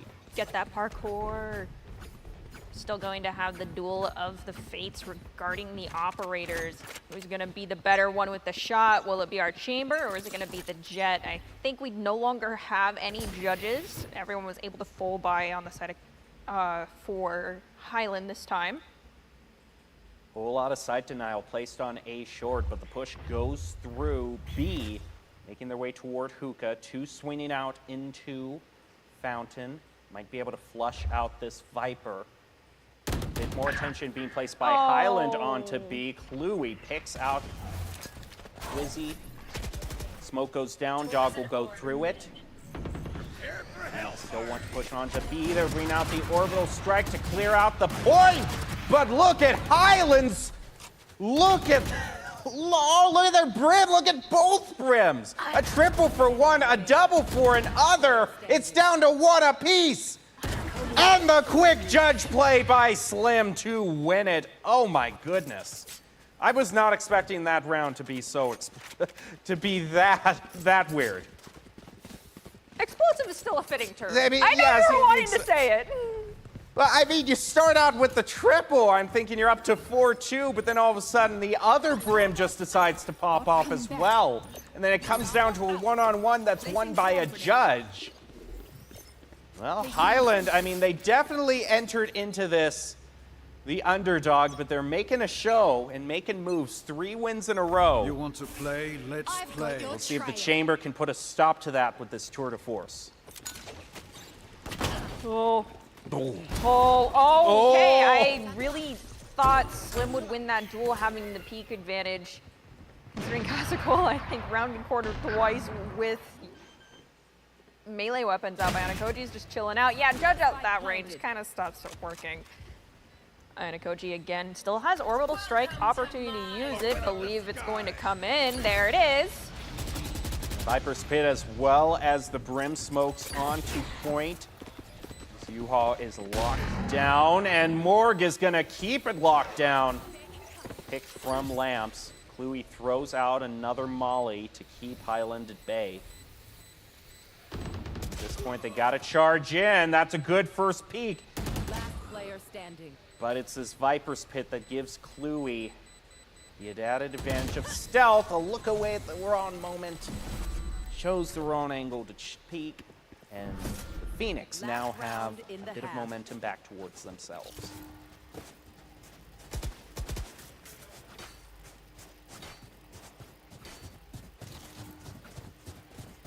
I'm surprised how many times we're seeing them judge. I mean, even on Bind, we're almost seeing like both teams trying to compete with each other to see who has the best judge play. Why not? Let them judge each other. Hey, I like that. And there's still the chance Slim wants to make moves with their own judge. So now Slim in the exact same position as last round is still centered up on A short. Has the peak advantage, going to be forced out a little or just sticks through the snake bite. Oh. Sorry, Slim. I don't think they were going to let you get away with it a third time. Yeah, and I think that particular spot, especially since they're more than content to just throw out a snake bite, there's really nowhere for you to go that's comfortable. So I would say change up your positioning, but this is the end of the first half anyway, so there's certainly going to be that. You'll be on the other side. Showstopper going to be brought out onto B. doesn't see anybody, and this Viper just bites from behind. Yes, takes the Raze out. I love it. Ambushes the ulting Raze. Puts Highland at even footing with Phoenix. Spike planted.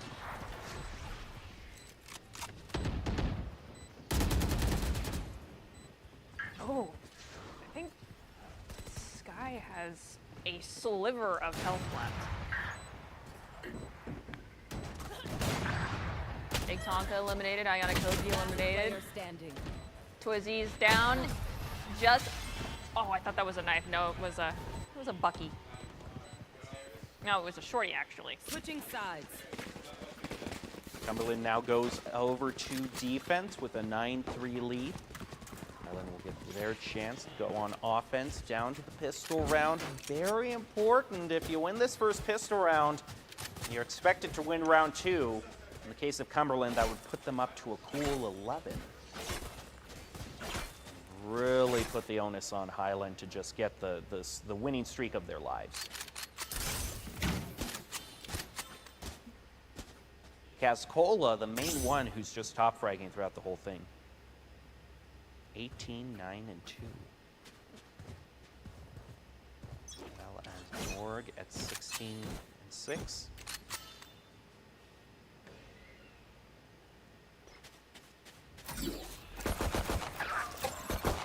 Oh, speaking of Morg's first to go down. Oh! Cumberland and Slim picking up a 2K. Casacola, though, returns in favor in kind, picking up a 2K themselves. Now we're in a 3v2. Highland has one extra player over Brimstone for Cumberland. It's dangerously low on health, and it's probably going to have to play meat shield a little bit for Raze. Toxin screen down. Of course, Cumberland doesn't have their healer available, so that low health that their Brim is sitting at is going to have to stay at only 26. So any shot from one of these handguns could be the end. Wall drops, immediately gets some uncomfortable eye contact with Twizzy. Still wins the face-off, but it's not going to be enough. Casacola was also at 4 health, so neither one really had much to stand on. You can see his initial 2 for 2.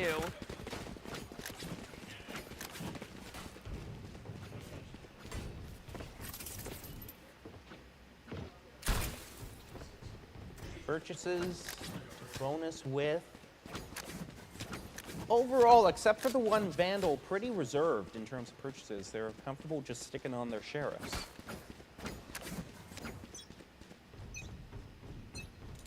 Possibly right now, Highland is looking to just make sure that they're spending as little as possible considering the economy for Cumberland right now. A bit odd on the crosshair placement there. I was definitely lined up for a body shot, but that's not what you want on the head hunter. It's named that for a reason. It's not the body hunter, it's the head hunter. Only a little bit of shade coming from Jacob. Big Tonga is going to get eliminated. There's 2 left standing for Highland. This is a better performance that we've seen here in the second half thus far from Cumberland. Can they keep this up? It is a 1v4. Theoretically, the numbers are in their favor.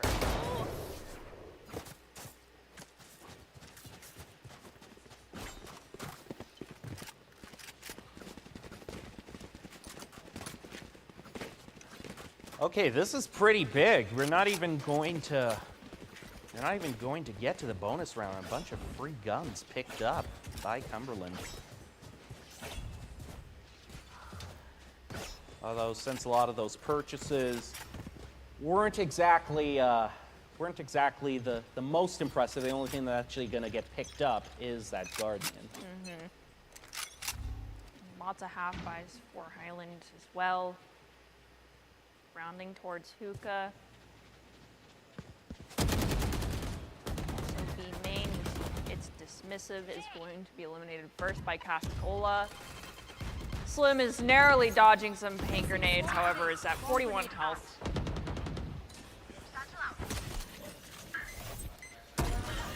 Oh, this is risky. Twizzy just moves through all the smoke and gets taken out by the snake bite. Okay. Hey, you know, you do you.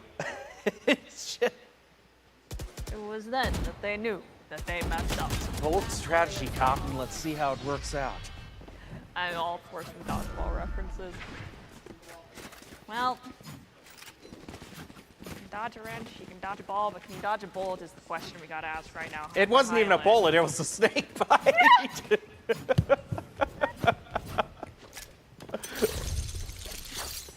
That works. Sorry to anyone who's never seen dodgeball. Teleport's ready.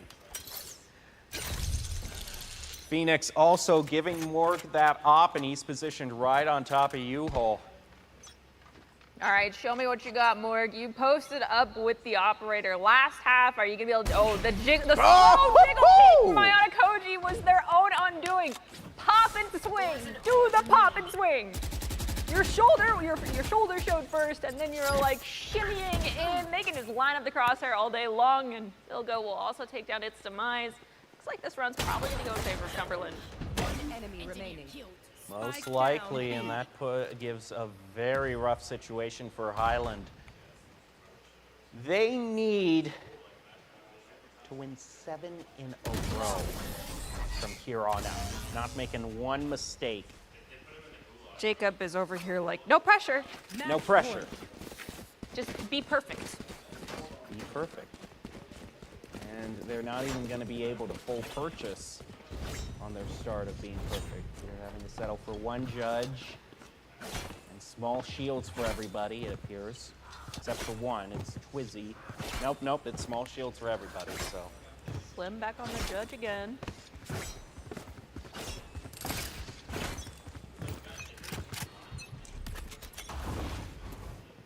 We don't demand perfection, by the way, as casters. We're just hoping to see it from Highland here in this round, because if they manage to start here, pick up guns, and continue forward, especially if it's flawless, that's the important part. Get free guns for the whole squad. Cumberland is all positioned, almost all of them are positioned around A short. And that's the opening play. Even their chamber is pushed all the way up toward pushed up toward market. Which is going to push through Babs. Highland gets the first pick. Foxy waiting around the corner, and Cubby going to take out Highland and make this an even 4-4. Tonka answers it back, flushes Foxy out of Cubby. Spike planted. Hawk does blind one. Ayana goes down to Morg. Dismissive finds Morg. Remember, this is end-all, be-all for bind. Yes, it is best of 3, but as I'm saying that, Highland, it's another round in their back pocket. They are at 5. Can they do it 7 more times is the question.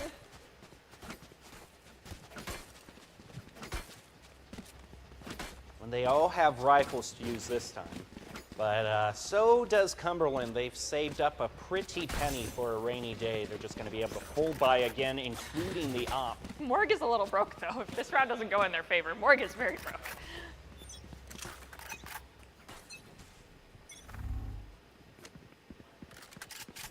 Although Highland not out of the woods quite yet, they're still having to go for small shields for 2 of their players. Peek out around Bass, some fire's going to be exchanged, but no damage. Seems like it's the same route for Highland. They're able to trade one apiece.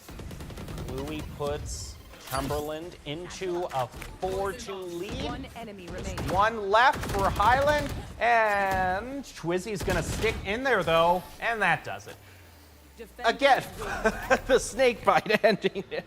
The snake bite is ending a lot of plays today, and I don't know how to feel about that. I mean, it's fitting in real life. You get bit by a snake, it's probably going to be ending a few things for you. True, very true. Well, we want to thank our sponsors for Star League for helping to bring this match and all the others to you. One of them includes Extra Life, program of Children's Miracle Networks. You can get involved by playing video games at various special events to make a positive impact in kids' lives everywhere. Go to Extra Life to find out what event is near you to support them. And of course, Truth, the largest public health organization dedicated to a future where tobacco, nicotine addiction are a thing of the past. To find out about the effects of vaping on mental health, go to breathofstressair.com.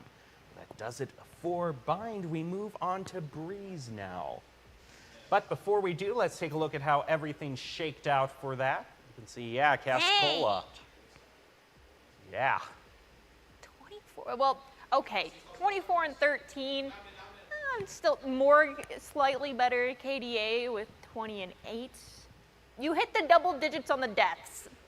But I mean, I think most importantly, led in first bloods. And Yes. Once you're able to start off every single round at just a 5-4 advantage, remember, you never want to have a fair fight. You want it to be lopsided in your team's favor all the time. I completely understand where you're coming from. Also, it's Raze. It's Raze on bind. What did we expect? Now let's see you pull off Raze on Breeze, and then I'll be very impressed here. Although I don't think that's in the cards. I think Casacola will likely swap over to the Jet for this one. We'll have to wait and see. Phoenix taking the first round. I also like that they gave the little personal touch of the headphones on the Phoenix too. Some universities just use their athletics logo or their academic logo, which is fine, but I always like when there's a little change on it to make it esports specific. Yeah, let's give him a gamer headset. With that being said, we're going into Breeze. We saw this earlier. Honestly, if you knew that Morg was going to be playing this chamber, theoretically, you know, your team has scouted. They're fully aware that Morg likes playing chamber. Also, that they have, you know, just absolutely insane lineups and ready for people to round corners at the tiniest angles to get those initial entry picks or people, well, actually, I should say defensive first picks. Would you be going Breeze? It's a tough choice. I mean, I think if they recognize that they've just got a very cracked chamber who can do all sorts of things, they know they're going to get at least one map pick, and then they can just kind of hope that another one lines up that might be in his wheelhouse. And I got to say, with Breeze or even Ascent, you know, Ascent also has great opping places as well. I think Morg is going to be eating well tonight. Yeah, I'm afraid for Highland considering how Morg was performing with that operator. That was where I was really coming from earlier because Highland, if you did your research, Morg is trying to send all of you to the morgue. In-game, of course. We can go load into the game because it looks like the teams are just about ready to choose their agent selection. So we'll get into that in a few seconds as everyone is saying they're ready. And I gotta say, I don't know if we'll see I don't know if we'll see too many different comps. The best that we've gotten for today has just been one agent difference between the teams. And then everything else is a mirror match. Well, we've got matching jets. Sova, of course. No, Slim, you're pulling my leg right now with the deadlock, right? No, yeah. Harbor. The deadlock, then the harbor, and then the neon. Yeah, I'm just not trusting Slim until Slim's fully locked in. Cypher, Sova, Viper, Jet, KO. Okay, that makes sense. Viper and Jet also makes sense. I'm wondering, is Tonka really set? Okay, there we go. Because Tonka played this guy last round as well. I was like, are you just very much so adamant on playing this guy? I do think Sova, especially on Breeze, gives you just a little bit more utility and opportunities to get more intel. I wonder what Ayana Koji's going to pick, considering we saw them on Brimstone during the last map. Are they going to be the KO here for their team? Maybe. Choose your agent. Looks like they're going to be relying fully on that Riot Zero, waiting for the chamber lock-in. And we are actually going to see a harbor be brought out. Now, that should be interesting. Highland versus Cumberland, ready to hop into game 2. Cumberland sitting at match point. You know, if it's Dismissive loves playing the harbor with his moving wall, then there's a certain new agent that's coming out that has a moving wall, but better. It's also bulletproof. That's just cheating. And Harbor's now in the corner crying. But we'll get to that once that all plays out. For now, we're in the second game of this best of 3, heading on down to the sunny beaches of Breeze.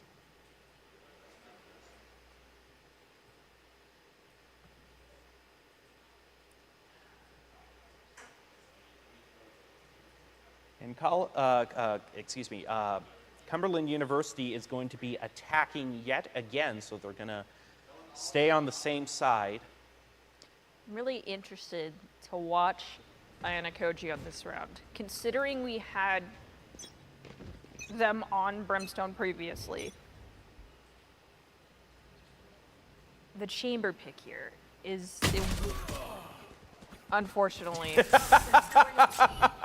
that's not what I wanted, nor anticipating being the first thing to see. Ayana Koji, that's my fault. I caster curse you. I know we always joke about caster cursing, but every now and then there's one time that comes along that's so perfectly timed it gets to me.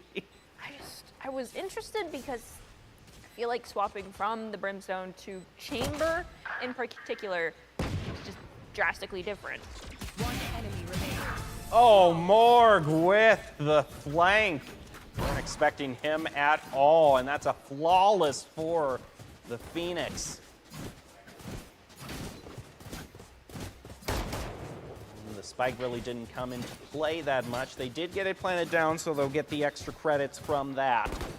They were more than happy just winning that on eliminations alone. And now, fairly standard, although Foxy wants to go all the way up to a Vandal to bonus with.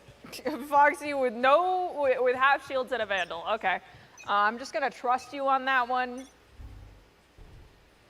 Ayana Koji, are we going to have the same mistake twice? Well, technically no, because even if you go to the right side, there's nobody there.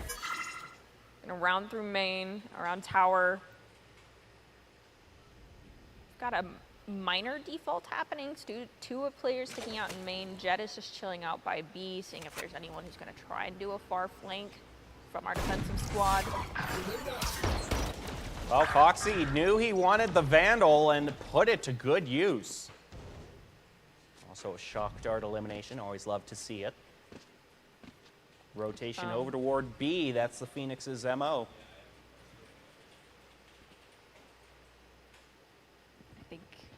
Highland finally realizes there was a rotation happening. Ayana Koji needs to be careful. Does pick up Morg with the headhunter. Casacola staring down double arches. One enemy Picks up remaining. Swizzy. Lord Ayana Koji has gone down as well.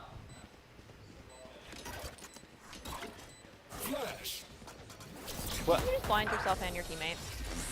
Didn't need it. Just fired right through it. Cluey. I'm pretty sure Cluey also got blinded. Whoopsies.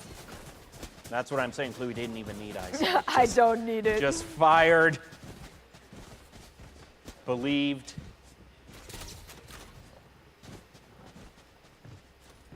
And here we get that great Yeah. final moment. Not necessarily a 360 no scope, but you know. It's a blind fire for sure. It's a yeah.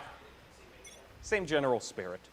So now we go into the bonus round. Phoenix having a pretty good selection of, well, is at least going to be able to match Highland in terms of the Vandal. The one Vandal their Cypher has, but Highland needs to win this if they don't want things to get too nasty.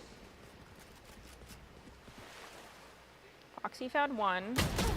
Oh, Morg. Gave me a heart attack, but that's okay. Uses Cloud Smoke, also dashes in. Switches to the Bucky, to the Shorty for a moment, picks up another elimination onto Harbor.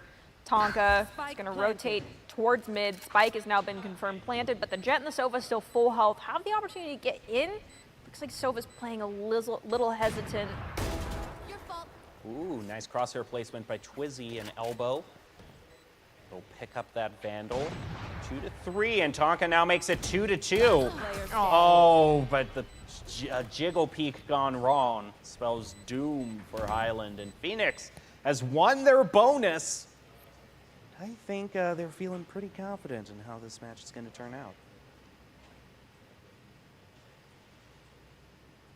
I mentioned it before we hopped into Breeze that Morg with the operator Yeah. is scary. And he's not even on defense. He doesn't even have the advantage that, you know, an op player wants to have, and like, you know, you hold an angle and wait for them to come to you. He's having to peek them, but he's just so cracked on it. Get out of my way. Oh, I like that lineup. Wizzy also is choosing to go with the Marshall and is going to activate Blade Storm on engage. Thank you. Slim almost completely unloaded a clip before the other Viper noticed. Goes the soon-to-be inferior harbor wall, pushing through door. Wow. Just really gonna give it that harbor main, aren't you? What, all 10 of them? Yes. Meanwhile, Morg just doing what those jet knives do best, picking up eliminations. The Phoenix now go up to a 4-0 lead.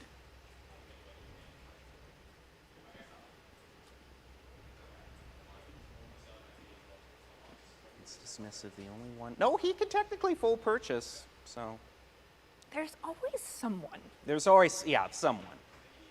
They're playing the long game. They're thinking 2 or 3 rounds from now. That extra 500 credits. It's gonna pay off. Eventually. Saving for the op. Wave crashing. Foxy, first pick. Chamber evened up, and that gives Cypher the ability to use his neural theft. Baldman is out. Casacola finds Twizzy. It's 3 versus 3.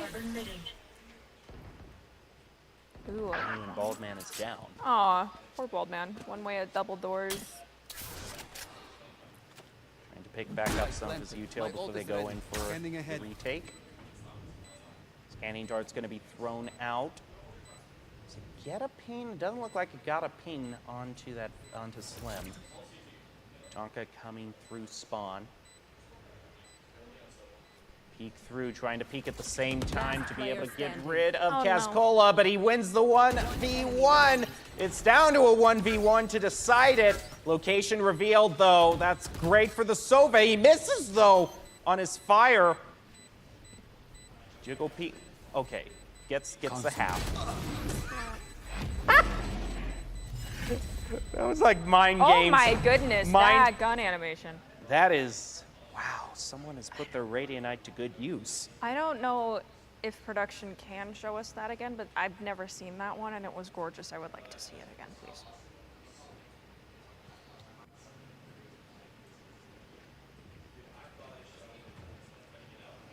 It was like he was trying to wait out, you know, do I bait the defuse, do I jiggle peek, and both of them were trying to think 2 steps ahead of each other. All right, it's a full save for Highland. The only thing they'll have going for them is some sheriffs. And the knives, of course. See how good Twizzy is to maybe get a gun or 2 that Highland can pick up. Everyone but Cypher's posted up A main currently for our attacking squad, Cumberland. Null command's been triggered. Ooh. Spike down A. Updraft, find Cluey. Slim goes down to Casacola. I think that was one of Casacola's mollies. It's dismissive's gonna open the doorway. Spike planted.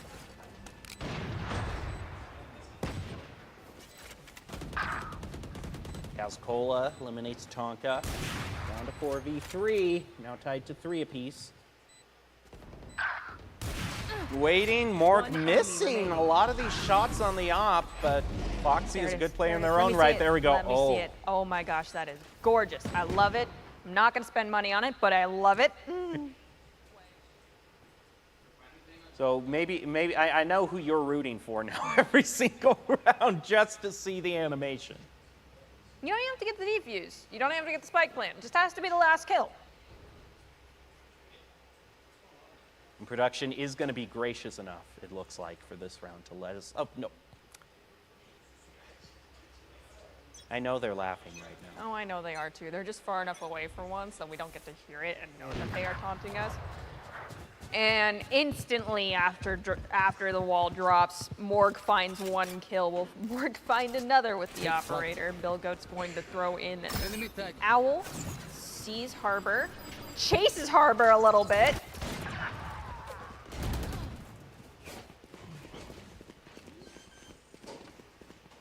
Only 2 left from Highland to retake this. Tonka gets a peek out, and Cluey just does a couple of shots. Slim gets a nice flank onto Cascola. That's 1 down and 4 to go.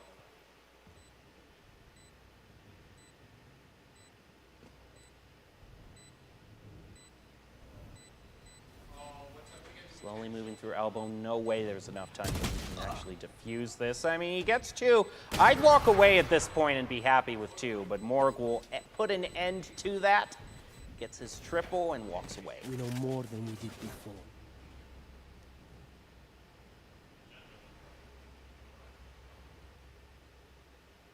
Half buys for 3 members. Actually, technically 4. Twizzy's choosing to go with the Marshall. Are we going to see a Marshall op duel between Twizzy and Morg? Ooh. That's a tough person that you got to win your face off with. Who has the benefit of he can get body shots as well.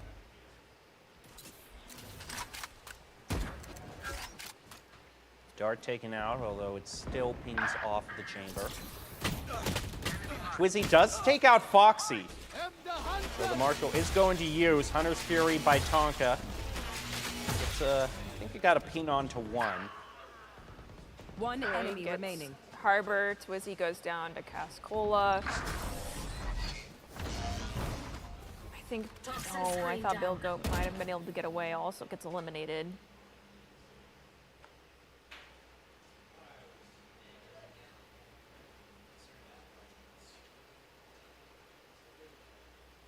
And Akoji's gonna use Tour de Force this round.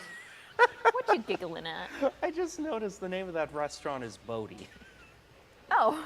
And I'm thinking of SpongeBob now. Hi, Bodie.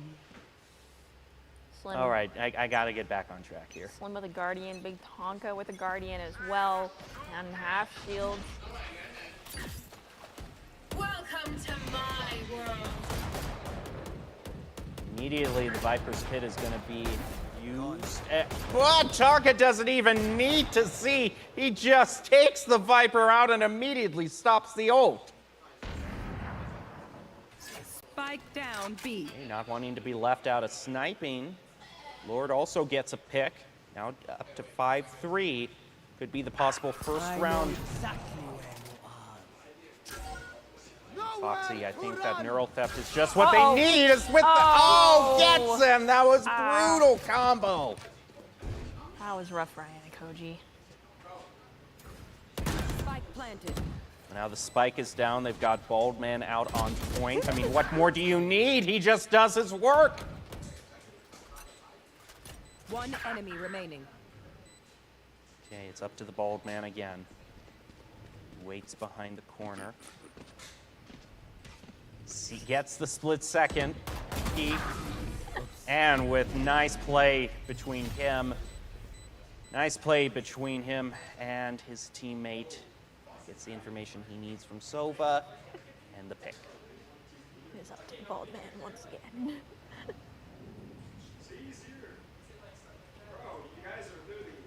All right.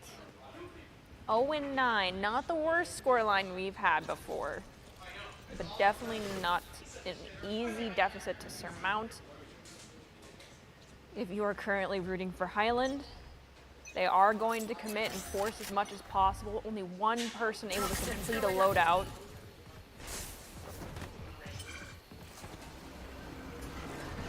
Right into the outro. Whoa, my goodness, Morg wasn't expecting that. Slim, you have my respect. Problem is, can Slim get away because he's getting peppered with shots? I think Slim made it out.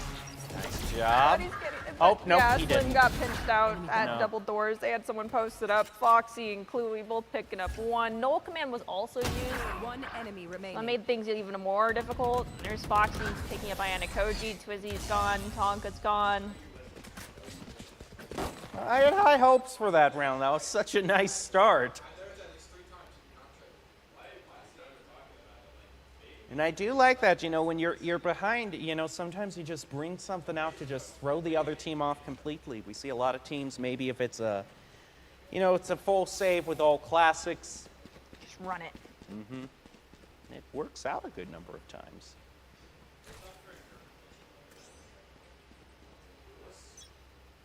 Here. Here. To round 11. Get taken. One of them gets taken out by Dismissive. Lord also gets one, but things are evened up pretty quickly, and B point is pretty wide open. And again, the Bold Man is just He's showing up all Spike everywhere. planted.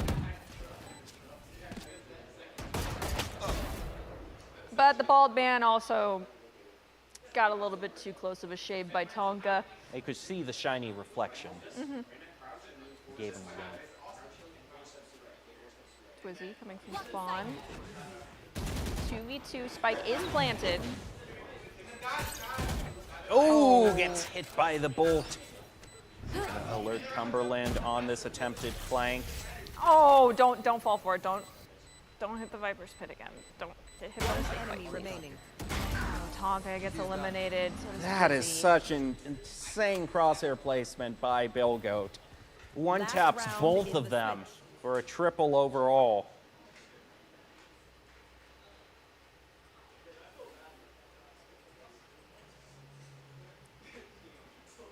And one last chance for Highland.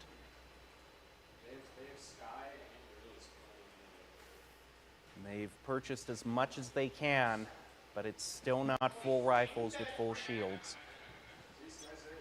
No. Tragically, we've got one Phantom user and one Vandal with full shields. That is it. Everyone else with half shields. Some, I think, even bought a Guardian.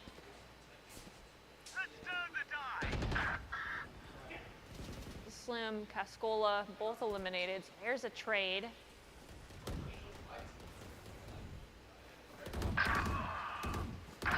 Koji eliminated. It's dismissive, also gone. Morg did proc Blade Storm as well. It's 2 left standing. Both inside mid, trying to retake on B site. They are caught out by Foxy as well as Big Blanca. Oh, that was. Oh, why'd you have to go away, production? We had the perfect viewers looking right dead center at the dragon, and you cut away. They know what they're doing. Oh, they totally do. I think they're just trying to get a ruse out of you. You're successful in that regard. Congratulations. Pat yourself on your back. Give yourself a cookie. I want a cookie. Yeah, that probably wasn't the thing to mention at this time of day. No, I'm hungry. All right, Oh, well. wait, we might get to see it? Nope. See, They got it they're right before- ruthless today. They are got it right absolutely. Why must you take away my joy, production? All right, your standard 12-0 opening by Cumberland. Just one more round, and they're all going ghost. I'm here for it.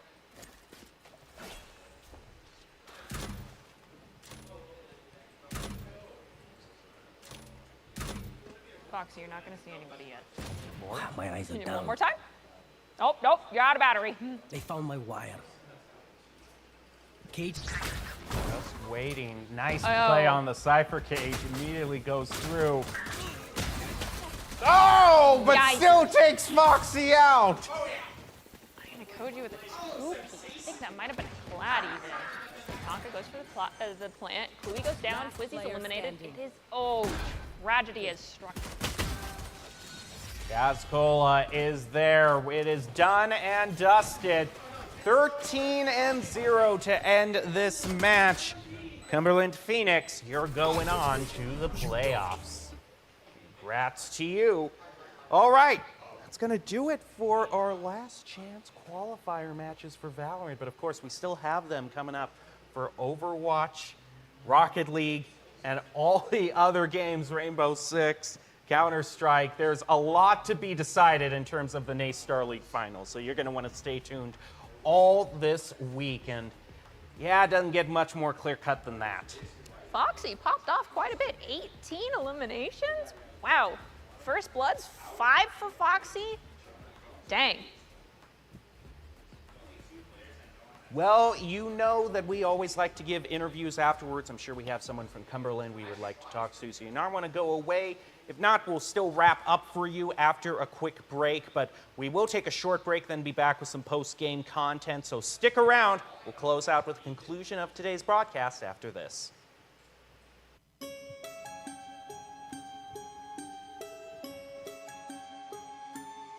Remember, and we're getting ready to jump into it. Cumberland versus Highland Community College. We'll see who pulls off the victory. I'd say Highland, old man out on point. I mean, what more do you need? He just does his work. One enemy remaining. Here's a trade.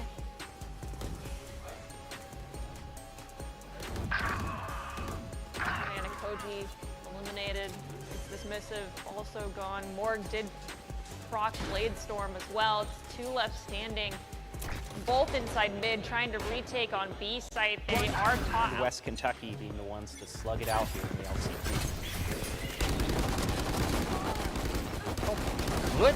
Dang, that was a bloodbath over in A main. Spike down A. They all fall. It's just quick and to the point. No fooling around about that. They knew they had the weapon advantage and they just pushed it. Now still want to push on to B. They'll bring out the orbital strike to clear out the point. But look at Highlands. Look at their brim. Look at both brims. A triple for one, a double for another. It's down to 1 apiece. And the quick judge. Oh, I think Sky has a sliver of health left. Big Tonka eliminated, Ayana Koji eliminated. Player standing. Twizzy's down. Just, oh, I thought that was a knife. No.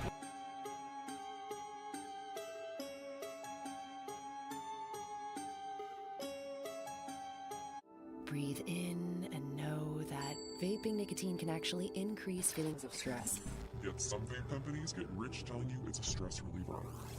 So let's call it what it is. It's a breath of stress air.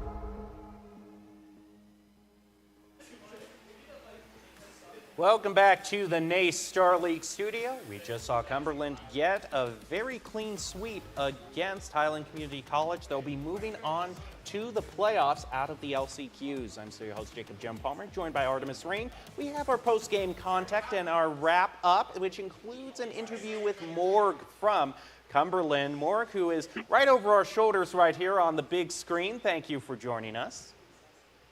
Absolutely, pleasure to be here. Well, I gotta ask, the main thing that stood out to me, which was kind of the three-team pileup that happened in your division, a three-way tie for first with West Virginia and Western Kentucky.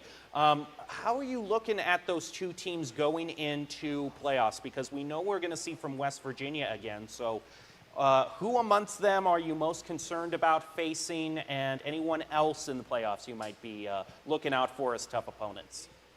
I definitely would consider West Virginia as our closest equals.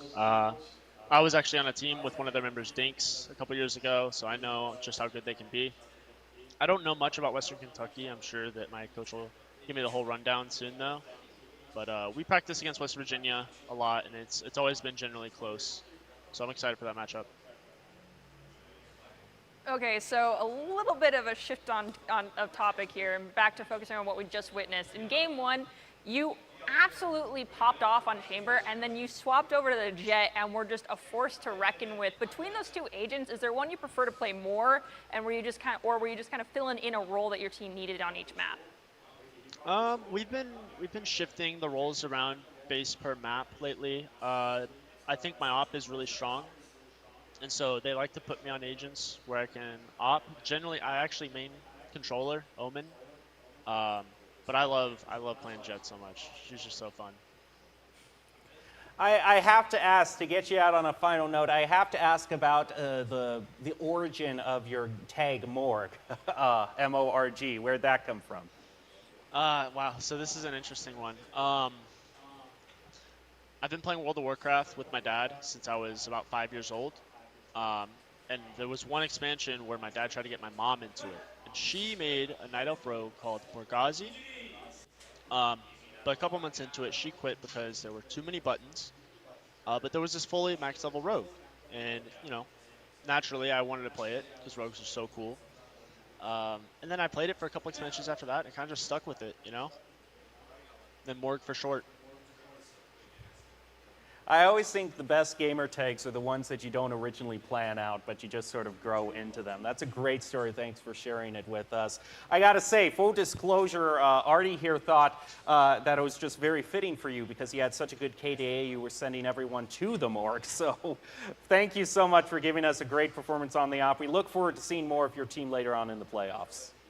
Absolutely. Thanks for having me. All right, well, that will wrap it up for today. Always good to end on a nice interview. And that will be it for Valorant. But we have Overwatch tomorrow, and then following that will be Rocket League, and then all the other games that LCQs are involved in. And then once that's all done, be sure to tune in next week because we'll have our bracket reveal stream where we'll tell you who's going up against who in the grand finals. Not going to want to miss that, but for now, we will leave you and give a thanks to all of our sponsors, including Truth, Extra Life, Duncan, Odyssey Mushroom Elixir, and Monster. And of course, Mavix, who brings you the top 5 plays of the game. Thank you so much for watching. We'll see you tomorrow with Overwatch. Have a good one tonight. Into the snake bite. Toss win the Elin, but sub 50 health. Orbital Strike has been committed. It finds Iona Koji. Actually, it's Morg to find Iona Koji. Foxy and Cascola will find one apiece. Twizzy finds one. Morg gets the last kill. No one left alive. Still want to push on to B. They'll bring out the Orbital Strike to clear out the point. But look at Highlands. Look at their brim. Look at both brims. A triple for one, a double for another. It's down to one apiece. And the quick judge.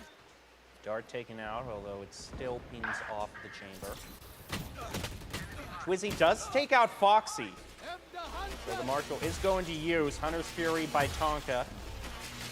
I think it got a ping on to one. One enemy remaining. Harbor, Twizzy goes down. There's a trade.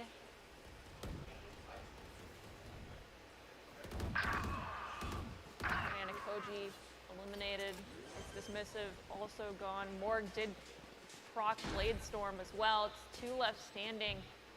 Both inside mid, trying to retake on B site. They are caught out.